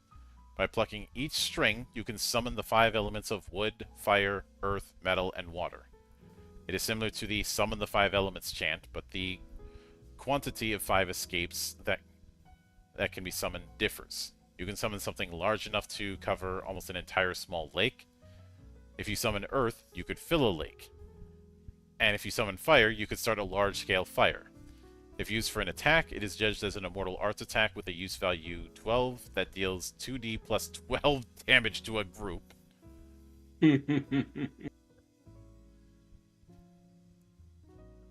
So yeah, just a nuke in the form of a string instrument, as one does. Then we have the Luopan for Feng Shui. Takes 9 months to make. When using it, you can read the dragon veins, i.e. energy lines, of the yin and yang key that constitute the world. This also lets you learn the approximate location and scale of terrain features, as well as structures. You cannot locate specific buildings within a town or individuals.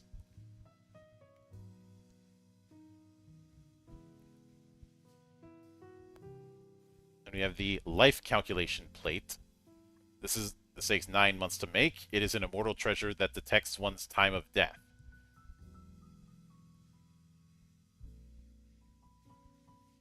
And it is pretty much an abacus that is calculating how long your lifespan is. Mm.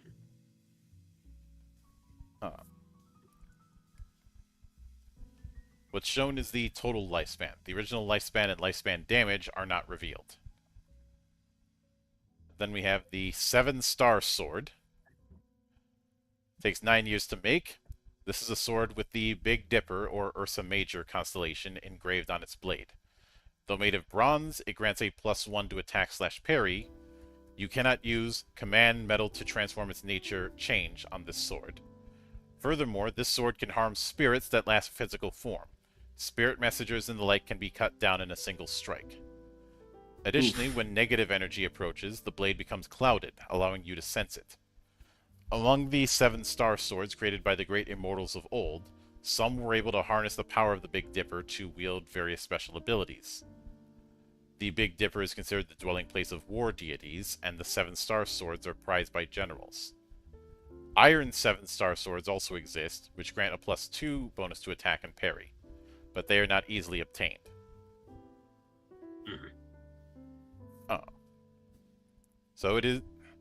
At the end of the day, it is a sword that can cut spirits, which I think is where its real usefulness is going to come in. Yep. Mhm. Although, given that you know, would probably qualify as a 7-star sword then Sting? I don't know. Jack's katana. From we're thinking about Samurai Jack. Samurai Jack. Okay. I was thinking about the Final Fantasy game. What's it called? Stranger of Paradise. Type Zero. Oh, No, Type Type Zero. Zero. No, Yeah. I see this because Aku is essentially a massively powerful spirit, Mm-hmm. Mm-hmm. which is why most weapons just don't work on it. Yep. But Jack's sword was forged from his soul, Hmm. which explains why it not only hurts, why Aku hates it so much, and also why using it on him doesn't work. Why trying to turn the sword against him doesn't work. Hmm. Answering the question of why don't just have someone snatch the sword and cut him with it? Yeah, he tried that, didn't work. Then we have the Supreme Ultimate Minor Diagram. Oh, takes 9 years to make. It is an immortal treasure that imitates the Supreme Ultimate Diagram. Said to be a treasure possessed by the Ultra Supreme Elder Lord. Jeez, what a name. It is an immortal treasure capable of completely reconfiguring space. The minor diagram possesses inferior power. At first glance, it appears to be a wide, blank hanging scroll. But if you recite the formula and command it, a terrain map matching the caster's thoughts will appear on it. Then it instantly swaps with the surrounding terrain. The effective range is a radius of 10 zang, or 30 meters. Normally, it reverts back after a short time, but it can be made permanent, in which case you lose 1 point of virtue. In the case of imaginary landscapes, you can freely control the flowing yin-yang energy. It is also possible to manipulate the time of day in that landscape. You can even make a midday mountain filled with yang energy appear in the middle of a midnight sea shrouded in yin energy.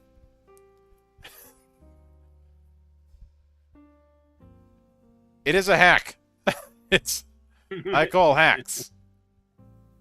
So what this is basically doing is letting you, at least on some level, turn the terrain into your own little territory. In that case, it is the ultimate expression of feng shui in that case. Yep. But then the spirit repelling banner, which when the banner is planted into the ground, no messengers or 3 corpses can enter within a radius of 10 zang around it. Those already present will immediately become corporeal and flee as quickly as possible. If placed at the entrance to a grotto, messengers will be unable to enter. Immortals who dislike having their homes investigated favor using this banner. It has no effect unless planted into the ground. So it's basically a way to say, "Fuck you, ghost! You're not coming in here to snoop around." Oh. It would also be a really good way to screw over spirit summoners. Yeah. Then we have the Time Flow Transformation banner, which takes 108 years to make. It allows free manipulation of the flow of time when an oral formula is chanted, and the banner is waved. It can reverse the flow of time for brief moments or stop time for 1D rounds. As long as you wear this banner, you cannot die. The moment your body dies, your uninjured body from an instant before is brought across time, but your virtue decreases by 1 point. I was going to make the Zawodo joke, but no, this is King Crimson. It's not even King Crimson. This is Gold Experience Requiem.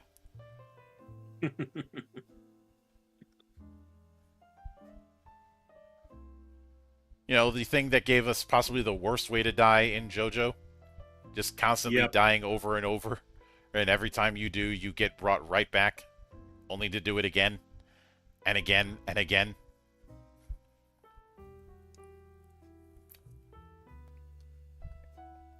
I'm trying to think if any JoJo villain got a worse ending than King Crimson.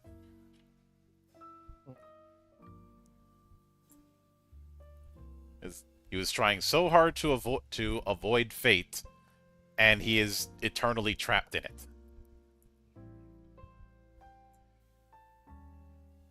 But speaking I think that's probably about it. Yeah. But speaking of, with interdiction, we have the presence blocking sash, a plain inconspicuous sash. When you fasten it and chant an oral formula, your presence becomes imperceptible, even though you are there. I see that the caster is present, but the mind does not recognize it. You become as unnoticeable as a pebble lying in the ground. Even if sitting in the middle of a banquet, no one will notice you. People will unconsciously avert their eyes and avoid you. Can you see that grasshopper at your feet?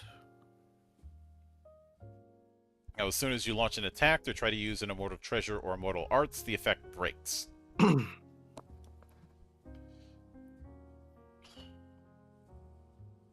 we have the sleeve binding cord. Appears to be a thin cord, but each thread woven into the cord has curse words written on it. When you recite the formula and throw this cord at a target, it coils around and binds up pockets, sleeve openings, backpack openings, and the like. It can bind both sleeves, backpacks, belt pouches, and everything else simultaneously. While it doesn't interfere with the target's movements themselves, it prevents them from retrieving anything stored in their sleeves or bags. Naturally, if an immortal treasure is stored there, it can't be used. It can also be used during an interruption.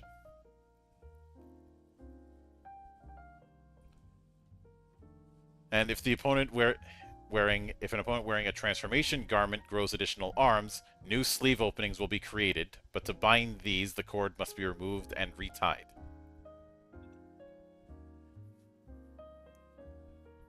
If I use this on someone, can I also get them to tell only the truth?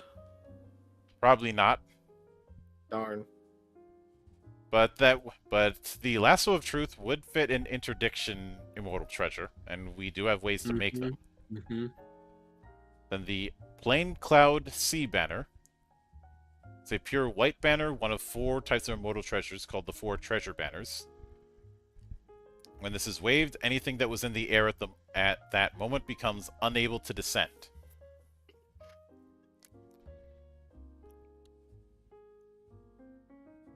And immortal treasures that must be thrown upwards can be sealed with this banner. Automatic weapons such as the twin dragon swords and the eyebrow flying blade are included among immortal treasures thrown into the air. Even mounts, servant beasts, or immortals themselves who are flying will be unable to descend. If the mount fails to resist but the immortal succeeds, it is possible to jump down. Of course, they must still take damage from the fall. They can still attack from the air with immortal arts, fiery breath, and the like. The treasure effect lasts for 1 day until it leaves the caster's line of sight. The banner can only be used once per day. So it says that it can be used on things to make them unable to descend. What about things that are falling? I think that Do would they still just count as descent. Stop? Yeah, I think they Well, would it's just specifically. Well, I know, but it said anything that is flying. So, like, I'm wondering if it can also be used to like save someone from like falling completely, and do they just like stand in the air? Like, huh? I'd like to think that they're just stuck at whatever position they were falling from when the thing activates. They're now swimming in the air. Swimming in the air while Blue Danube plays. Na na na na, do do do do. Also, hey there, Monkey D. Hope you're having a good night. But That accursed letter. Sorry. then we have the apricot yellow banner, which takes 9 years to make. This is another one of the 4 treasure banners. When it's waved, all things return to their original form. Transformations are dispelled, servitors revert to paper or dolls, spirit messengers can't maintain physical form anymore and return to spirit form. 3 corpses vanish, guardian spirits and celestial beings return to heaven. Birds and beasts that gathered unnaturally depart, and the effects of elixirs are lost. Immortal arts that rely on these entities can no longer be sustained. Treasures that transform models can also be dispelled. Servant beasts are not affected. This is like the no one gets to have any fun flag right here. This is the we're coming back in from recess flag. Mm-hmm. Then the flaming also... banner. Oh, good. I was about to say you can also use it to increase morale with the Yellow Turban Rebellion.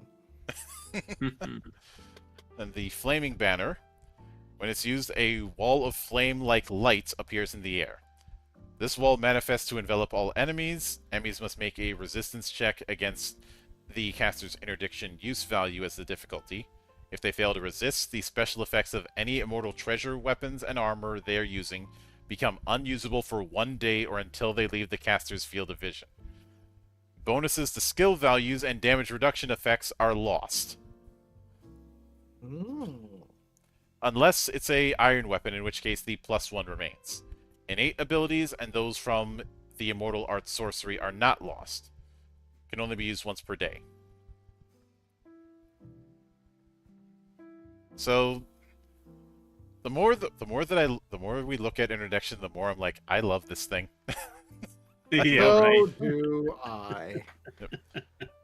The Blue Lotus treasure banner. When this is waved, the characters disappear from all talismans possessed by those with the caster's field of vision. Everyone must make a resistance check against interdiction use. This effect applies regardless of whether or not they are friend or foe. If they fail to resist, they cannot use their talismans. So, this is... You know who uses talismans a lot? Transformation/illusion. Mm-hmm. This is a really good way to screw them over. Like, you are not transforming today.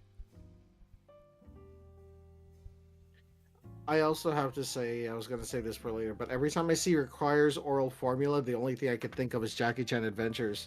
You mo guai guai fai di cao. You mo guai guai fai di cao. God damn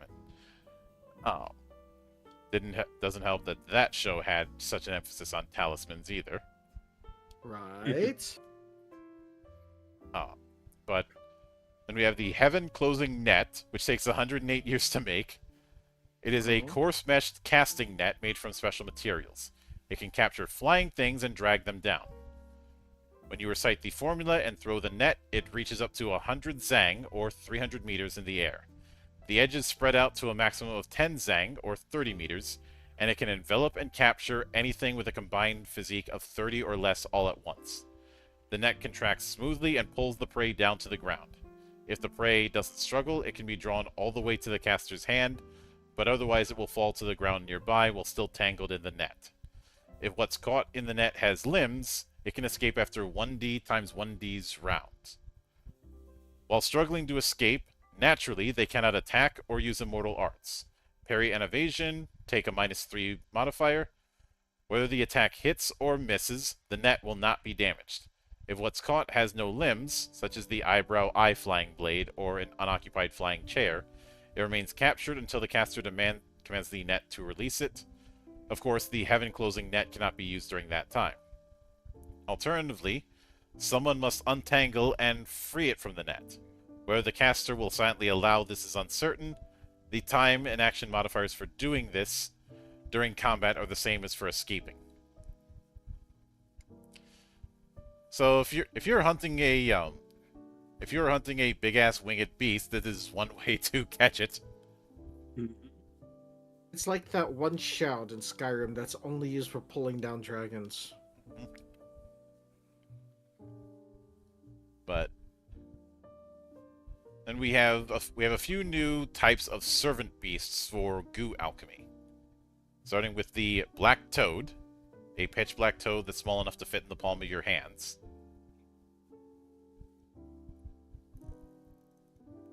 But the toad can secrete healing fluid, and can spray it if need be. Ooh, that's a toad worth licking. And of course, at higher use values, you can give it more things, such as making it bigger and giving it stronger healing.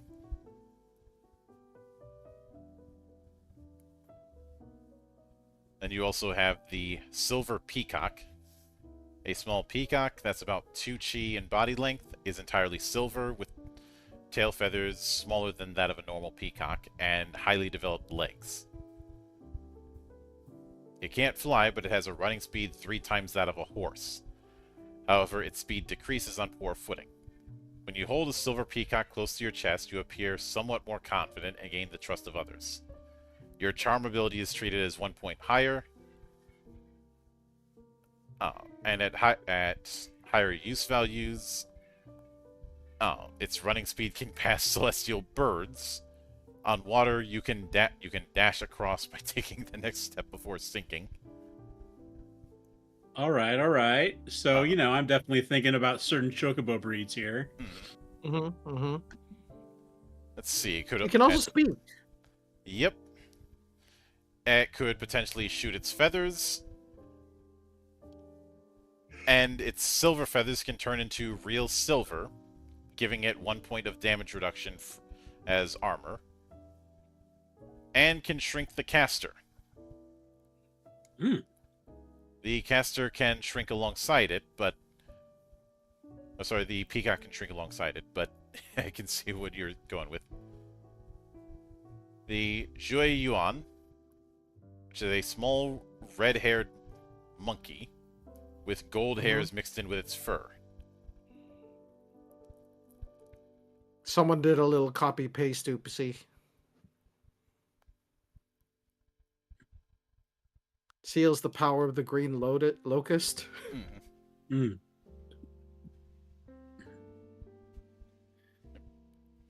But at higher levels, it can turn into you. Can mimic voices and sounds. Can turn into the exact likeness of a person.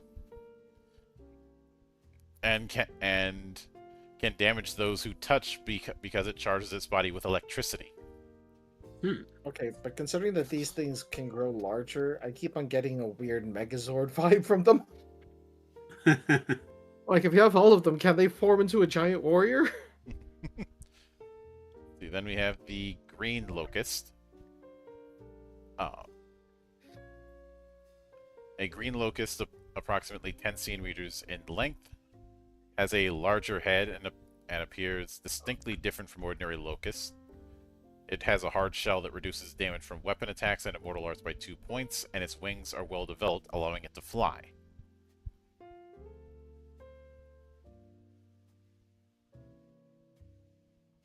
And at higher tiers, it can grow large enough to carry a person. You can borrow its sensory organs. You can have it play music by rubbing its wings together, almost like a cricket. Squeak, squeak. Squeak, squeak. And can grow large enough to envelop the caster's body and transform into armor. Hey! Samaru shaka jigoku no akuma. But for Malefic Sympathy, slash overcoming arts. We have sensory cloth. Takes 9 months to make. You can transmit sensations to the last person other than the caster who touched it. The location where the sensation is transmitted can be anywhere on their body. For example, if you trace letters with your finger on the sensory cloth, it'll be transmitted to the target's skin, allowing you to send a message. It's also possible to tickle them and make them laugh. Coochie, coochie, coo. Let's see, the bowl boat takes 9 months to make. Normally it's an ordinary bowl, but when placed on water and the formula is recited, it grows to a size that can carry 10 people. It moves freely at the caster's command, even against river currents. No matter how rough the waves are, as long as they are natural, it will never capsize.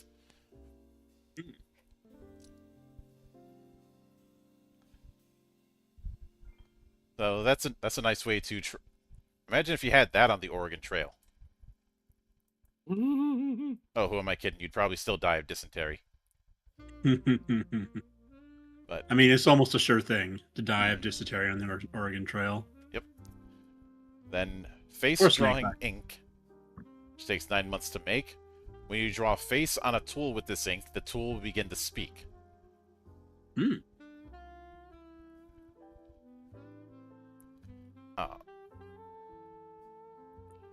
And of course, if you forget to if you want to stop it from speaking, you have to erase the ink. If you forget to erase it for 9 days and 9 nights, the tool will regain intelligence and become a low level and sold.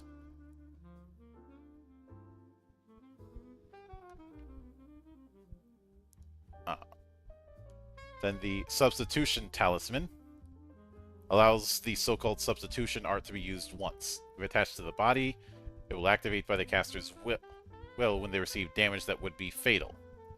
It is determined that it was not the caster who received the damage, but rather a nearby tree or the caster's clothing. The caster can appear at any location within a radius of 10 zang. Any number of substitution talismans can be attached to the body, only one will activate at a time. These are not included in the possession limit for immortal treasures. So here's how you get the substitution jutsu, or log. Log. Or, you know, where you drop your clothes. Wait, why did you teleport away naked? And the building blocks, which are contained in a small box. When assembled and the formula is chanted, they transform into various buildings, palaces, or domains surrounded by castle walls. We also call this DNA.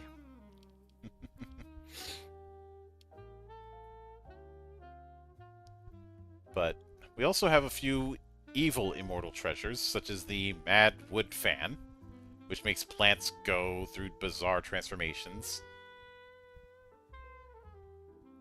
including turning plants into monsters.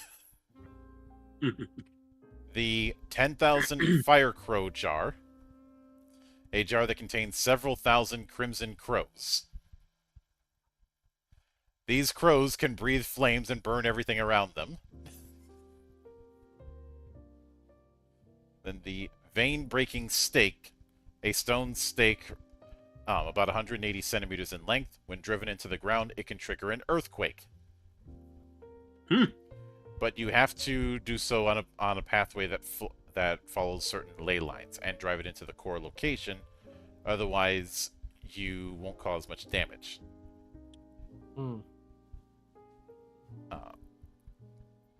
Supposedly, if you do it at just the right place, you could bring all of Ouka to ruin.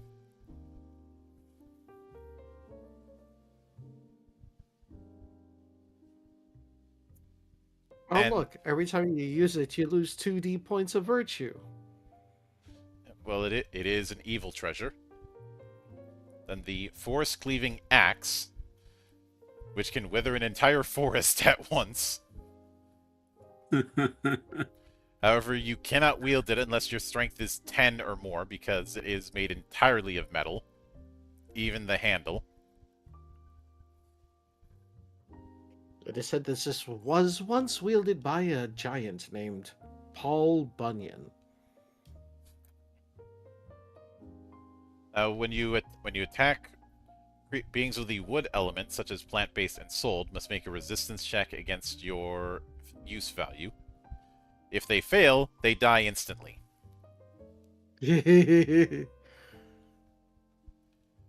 Though it's implied that this version of it is an inferior version of the original.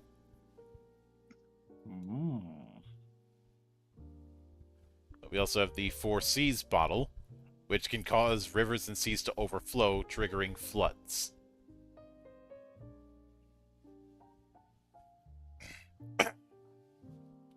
And if you pour out even a single drop of the water inside the bottle, the amount increases exponentially and spills forth. A flood from just a single drop could be prevented with the Sea Calming Pearl or the Great Wall Cloth. Hmm. And we have the Staff of Uglification, which does exactly what it sounds like. You're gonna hit somebody with a literal ugly stick. Mm-hmm. Let's see, the Soul Absorbing Sand, which when used and you sprinkle the sand, the soul is drawn out. The container only holds one use of sand, but it refills completely after a full day. The extracted soul can be used as a spirit messenger.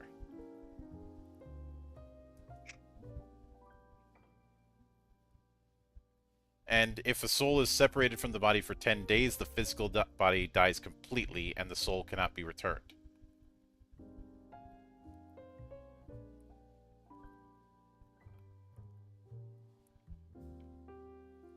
Then we have the... Oh, look. Transcendental whistling. Yep, the manipulating flute, which can freely control intelligent beings such as humans. Anyone who hears the sound will move exactly as the caster wishes. Those affected make a resistance check against transcendental whistling, and those who succeed avoid the effect. It affects everyone within the range of where the flute's sound can be clearly heard, so a radius of 90 meters. The effect continuing as long as the performance continues. Didn't Suzaku of the Saint Beast have this thing? Uh-huh. Let's see, for Feng Shui, we have the Netherworld Carriage, which can send people to the Netherworld while still alive. It's a good way of meeting up with corpse-free ones. Mm-hmm.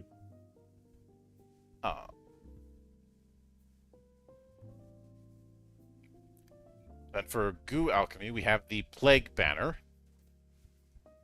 which, when it's waved once in the sky above a domain, an epidemic spreads. This could be smallpox, the Black Death, cholera, and so on, but no matter what it is, it has a mortality rate of 50%. It can even create entirely new diseases that have never existed before.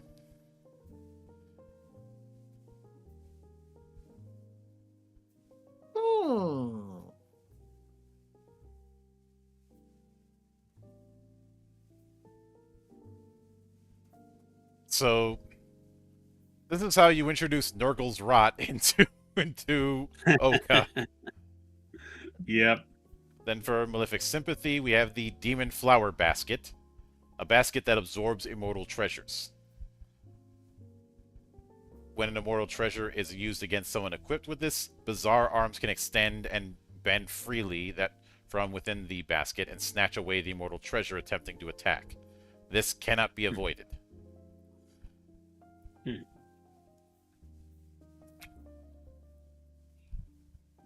And we have some additional monsters, such as a Ensouled, which we mentioned, the Golden Immortal, which we mentioned before.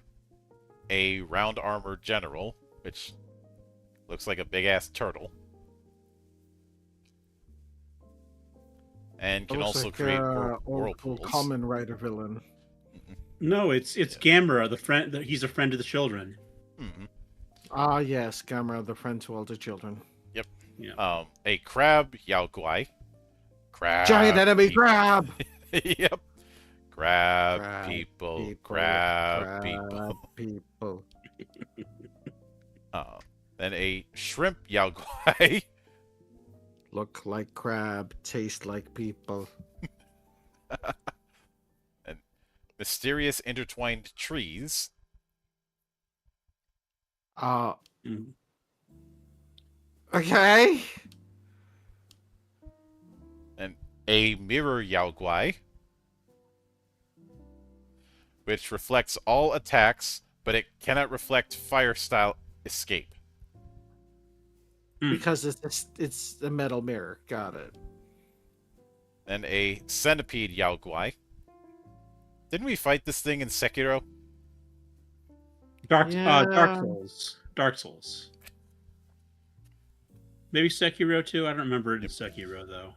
And a multi-headed serpent. Orochi, is that you? It'll be easier to fight Orochi in this than it would be in King of Fighters. Mm-hmm. Yeah, you know exactly the pain I'm talking about, Joe. What was the opposite family called again? Kusanagi. That's Yep. it. Mm-hmm. Then Oh the look, it's puppies. the D-Lang, which those are not good doggos and do not go to doggy heaven. No. They also apparently ambush from underground. Hmm.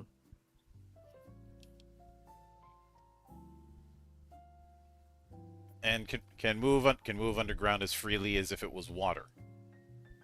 Hmm.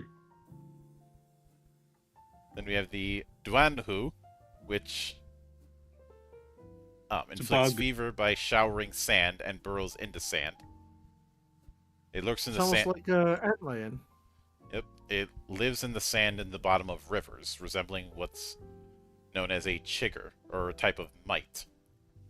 Mm.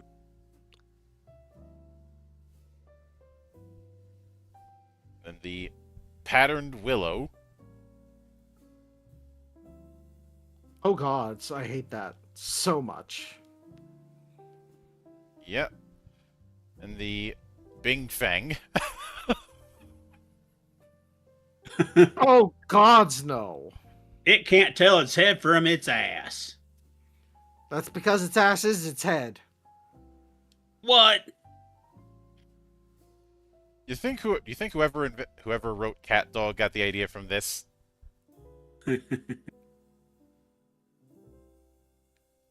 Great, now the theme song's stuck in my head. Let's see, then giant dragonflies, which are exactly what you'd think they are. And a peng, also known as a roke, which its Big, attacks cannot big be bird. parried because it is a bird that has a wingspan of 50 meters. Yep. It's just a low flying plane.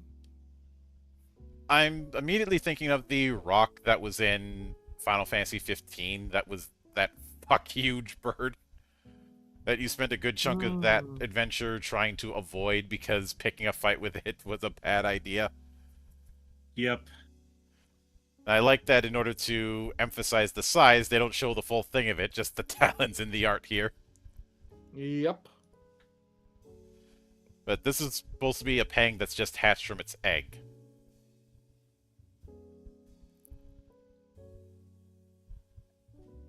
But the largest peng can have a wingspan of 10 kilometers.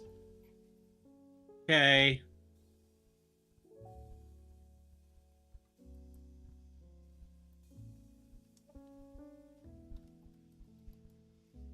So let me do a little experiment.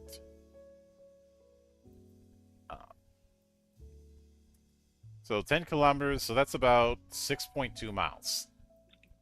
Dang. As a bird. Dang. Let's see, then we have a lingyu. That's an ugly-ass fish. One that can control aquatic creatures, because of course it can. So it swims fast and talks to fish. And then a snow tiger. Which is exactly what you think it is. Mm-hmm. Then mushroom people. They look like fun guys. Boo. Yeah, that was too easy. I'm sorry. Mm-mm. Like, are these the distant cousins to Toad? Ooh. Yep. Yeah, this is the side of the family we don't talk about. But then the Jangtoon, which looks like a monstrous version of a dolphin, which makes It's complete sense Flipper, Flipper, king of the ocean. because dolphins are deviants. Yeah. Let's see, then lovebirds. Oh, A you know, I like that. Yep, a pair of male and female birds, each having one wing, one eye, and one leg. Only when they're together can they fly. If one of them is killed, the other dies as well. Hmm.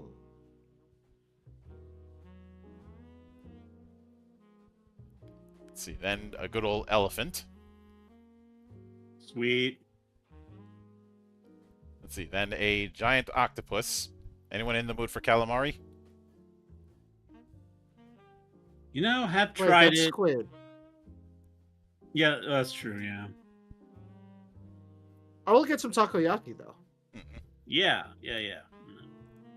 Takoyaki's great. Then a Huan, also known as a sorrow. Oh, disgusting. That apparently That looks like dissolves something in from alcohol. Expedition 33.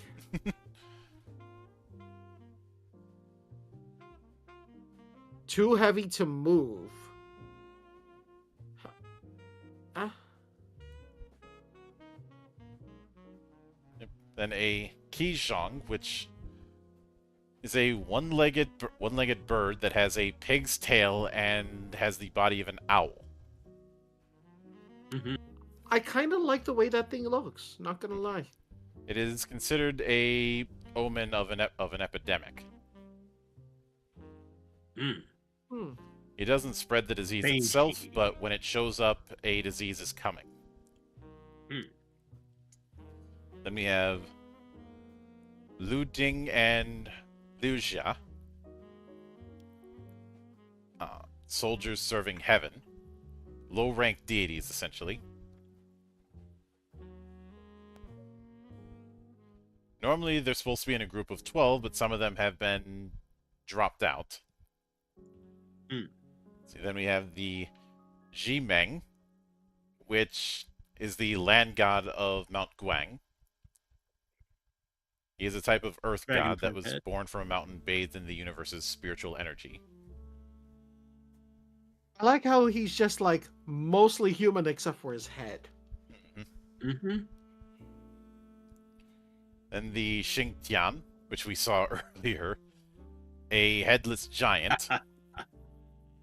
Again, it doesn't look like a mustache this time. It looks like he actually has one of those sunken in noses. Yeah. Then the Zhuyin, Summons night and day. Interesting. then a G2, It's a rock. It's I a rock, threw a all rock right. at him. It's not a boulder. It's a rock. A rock. Then the Xiaotian Quan,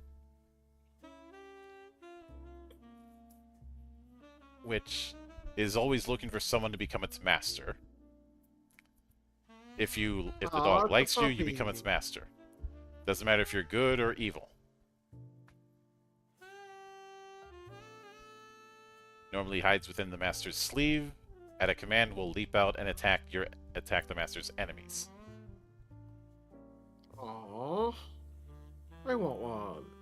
It flies through the air at twice the speed of a bird and uses its fangs and claws. And those fangs can even tear apart spirit bodies. A spirit Mm. messenger was taken out in one hit.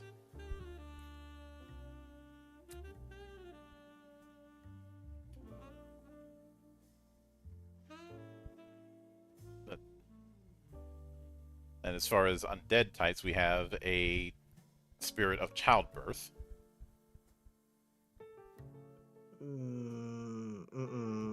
No. She don't look too happy. No.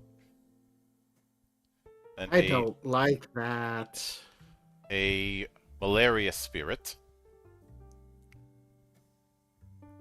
Oh, so that's what Seems malaria looks like. self-explanatory. Yep. Let's see. A faceless corpse. Mm. And despite having That's no a face only Oh, here we got my hopping vampires. Yep. only these fly. Yeah, These fly and they can freeze you. it's just like a hop where you don't come all the way down. You're thinking of jump good. Mm-hmm. Mm. And a tiger spirit. So just a spirit that is incorporeal but can still harm you. The legs seem a lot longer than I would expect. Interesting. Yep. A mask spirit.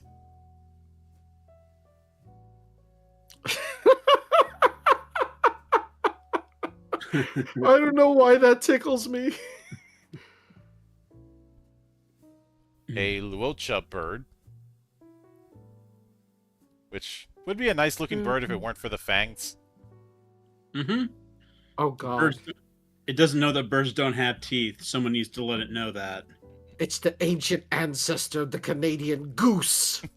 But then the Yekna Nu, which Oh, hello.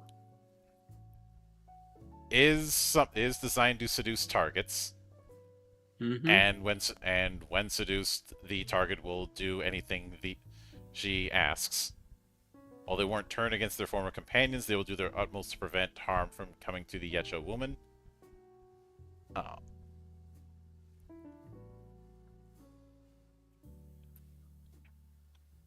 And Oh, look at some the of next you one. watching this would look at the Yecha and say would. Uh-huh. I would not, because I don't deal with crazy. Then the vomit-eating hungry spirit.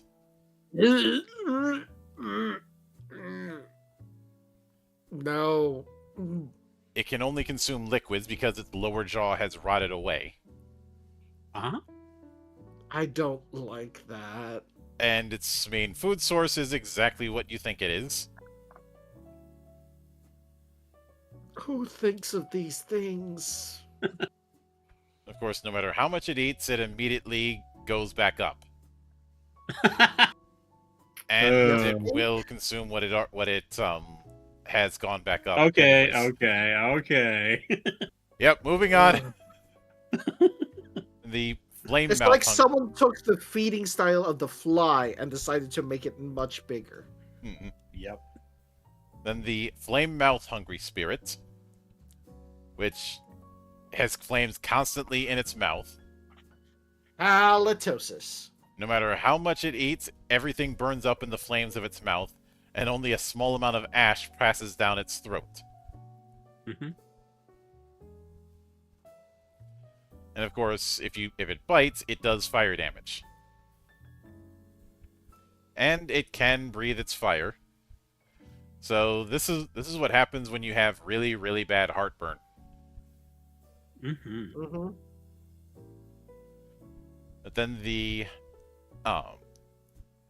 Dasa, which has 3 heads and 6 arms. That's the ideal, baby. Mm-hmm.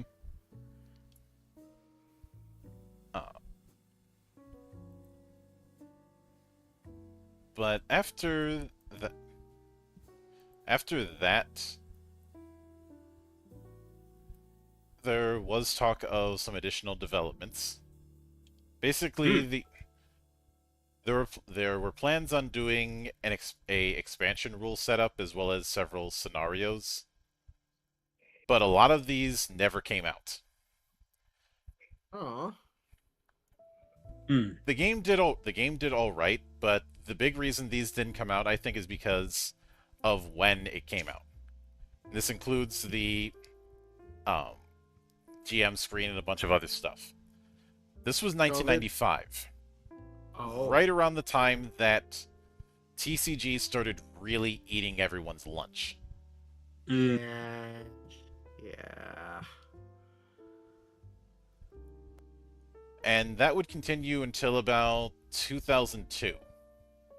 And because of that, a lot of RPG lines just stalled out.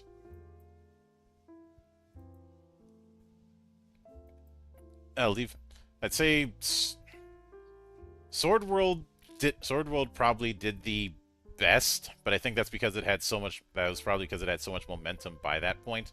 But even it wasn't immune to it, and there were attempts to try and keep up, but like with a card game variant of the rules that I've talked about on the Record of Sword Forged Worlds podcast, Hmm.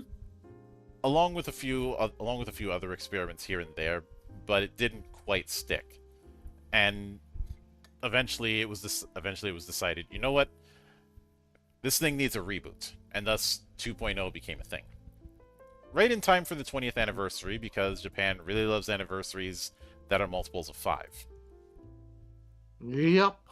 Don't ask me why that is the case, it just is. Tradition. Tradition. So, with all that said, that pretty much wraps up our time with Ouka Hoshi. So, Hmm. I'll miss you, ancient China. I know. I'm now. We have to go back to the crappy 21st century. Darn it. so Anyway, so before I get to my thoughts, what did you guys think of Ouka Hoshi? I'll let you go first, Sizer. I really liked it. Being with my sort of my first exposure to the Shancha genre, it really explains itself well as to the kind of what you're trying to accomplish, what you're trying to do. The mechanics seem fun. Um, it's nice that they have building your build the ability to build additional immortal arts and treasures, so you can get creative with it. It was very interesting to see how the abilities work, where everything sort of flows downstream. I could see playing this for a few months for sure.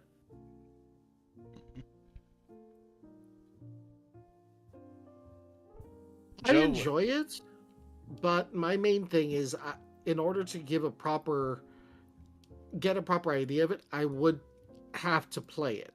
But this is Mhm. definitely something that would be on my short list of things I would want to play to experience.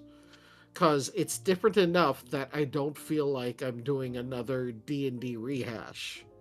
And the source material lends itself well to like either doing research and going, oh, hey, I can use this, or even like, hey, you guys want to do Fantasy Dynasty Warriors? Let's do Fantasy Dynasty Warriors. Laser fans for days. oh I yeah. miss laser fans.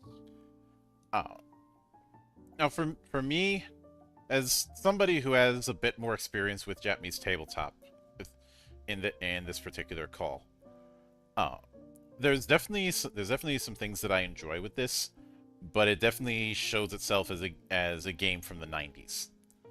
And what I mean by Yeah, that is the there's a degree of disunity, which this was something you saw in the 80s in the American tabletop scene, where they're still getting past the whole collection of subsystems and into more of a unified whole. This is far more unified than some of the stuff I saw in the late 80s and early 90s, I can say that much. But that is something I did observe. And what I mean by that unification is a unified resolution approach, or a unified calculation approach. We have calculations that work differently for different stats here. Now, is this as bad as the disunity you might see in, say, AD&D or some of the Fantasy Grounds stuff? Not Fantasy Grounds, Fantasy Games Unlimited? No, it's not that bad. But there is enough there for me to notice. As much as it talks about reverse successes being optional, I'm not quite convinced. It's a great concept, but I'm not convinced that it's an optional rule. At least in the sense of what we usually consider optional rules. Yeah. Because it feels far too integrated, especially with how you adjust certain stats. And it seems that I think the thing that might be tricky for some is the approach it has with combat. Like the fact that your attack and your defense is the same, and I know why it's done here, but I can't say I'm the biggest fan of being only able to parry once like that. Now, granted, you can evade as many times as you want, but only being able to parry once. I know parry is pretty powerful in this, but that's something that bugs the hell out of me. I do appreciate that there isn't an attempt to try and do some sort of MP-like thing when it comes to using immortal arts. That much is very nice. Because if I'm being honest, even an MP system wouldn't make sense here. And I like that I find it funny that even a game from 1995 on some levels is ahead of the curve compared to games made now.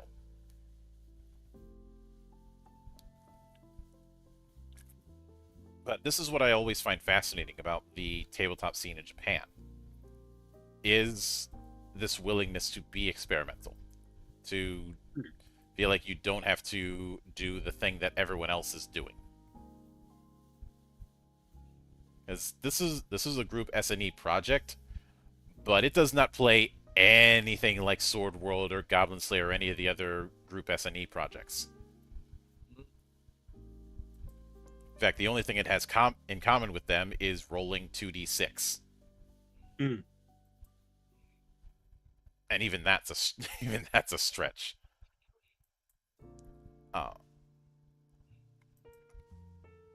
I understand why it's done, but there is a small part of me that kind of wishes Immortal Arts use was treated like Sword World classes. I know why it's not done that way here, but let a guy dream. On the other hand, a lot of the really strong Immortal Arts don't really happen until you're a few use levels into it. So, it is what it is. But as far as my grade, I would go with recommended. I really, really want to go with strongly recommended. There's only a couple things that really keep me from going that far. Oh. I'd say one of them is, in a roundabout way, how advancement works, especially with how it doesn't exactly appear all that easy to advance your skills, and you don't want to if when it comes to the cap. But I also think that the whole different calculations for different stats thing, the way it's done, I understand why it's done the way, but it does kind of bug me. It's a bunch of those little things that keep me from going fully into strongly recommended. Also, a lot less people are familiar with Chansha and the difference between the martial hero and the immortal hero. Mm-hmm. Although that being said, I've seen what high level players in like Where Winds Meet can do, and I'm like, yeah, that's going full into Chansha at that point. Like, I do enjoy both, but I almost wish that there was more of the journey for the martial hero than there is the immortal hero. But I do like the fact that they do have something for immortal hero players and like things with the span of time, even though the span of time might not even matter at certain points because when are you really interacting with mortals? Mm-hmm. I think the big obstacle that I would have in running Ouka Houshin is setting up the meeting of the party. Mm-hmm. It's not impossible, and there are ways to do it, but it does require a little bit of finesse. So again, I put it at recommended, not quite strongly recommended, but I still highly recommend anyone and everyone give it a read. Especially for things like the continuous attack. And something I find kind of amusing is you would think, oh, you're playing as an immortal, so you're like a superhero where nothing can really harm you. We saw that's not the case in this very quickly. A few good hits and you can get dropped. Uh-huh. Yep.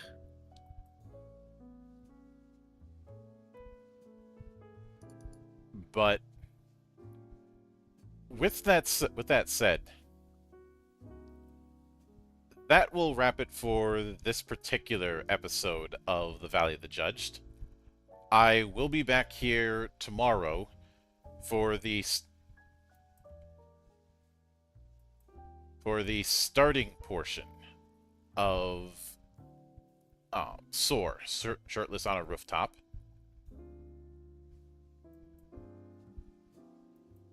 Wait, what?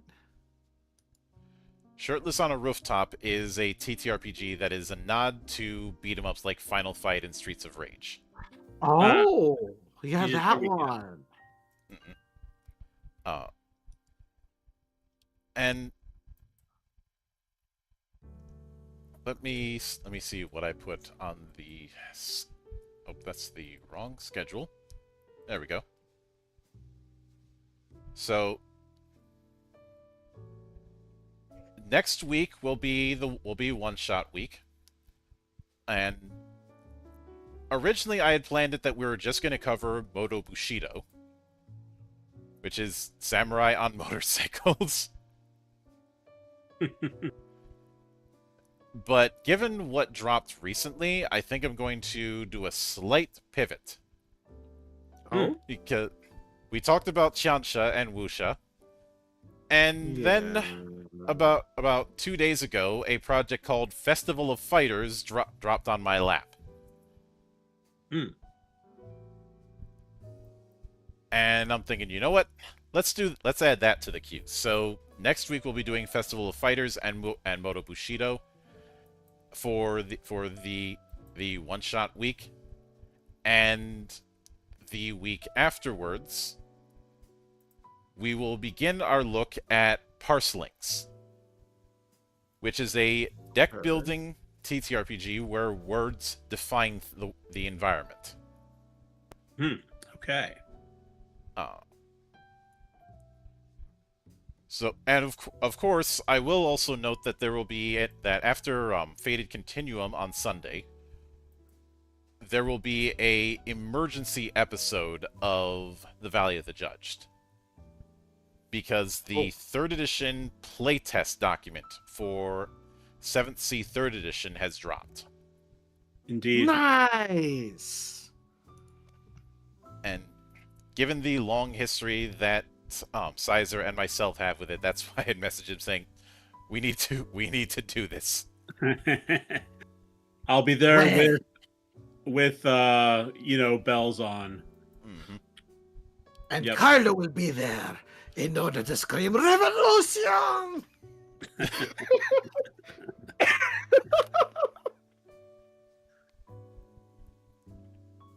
But that will be a story for another week.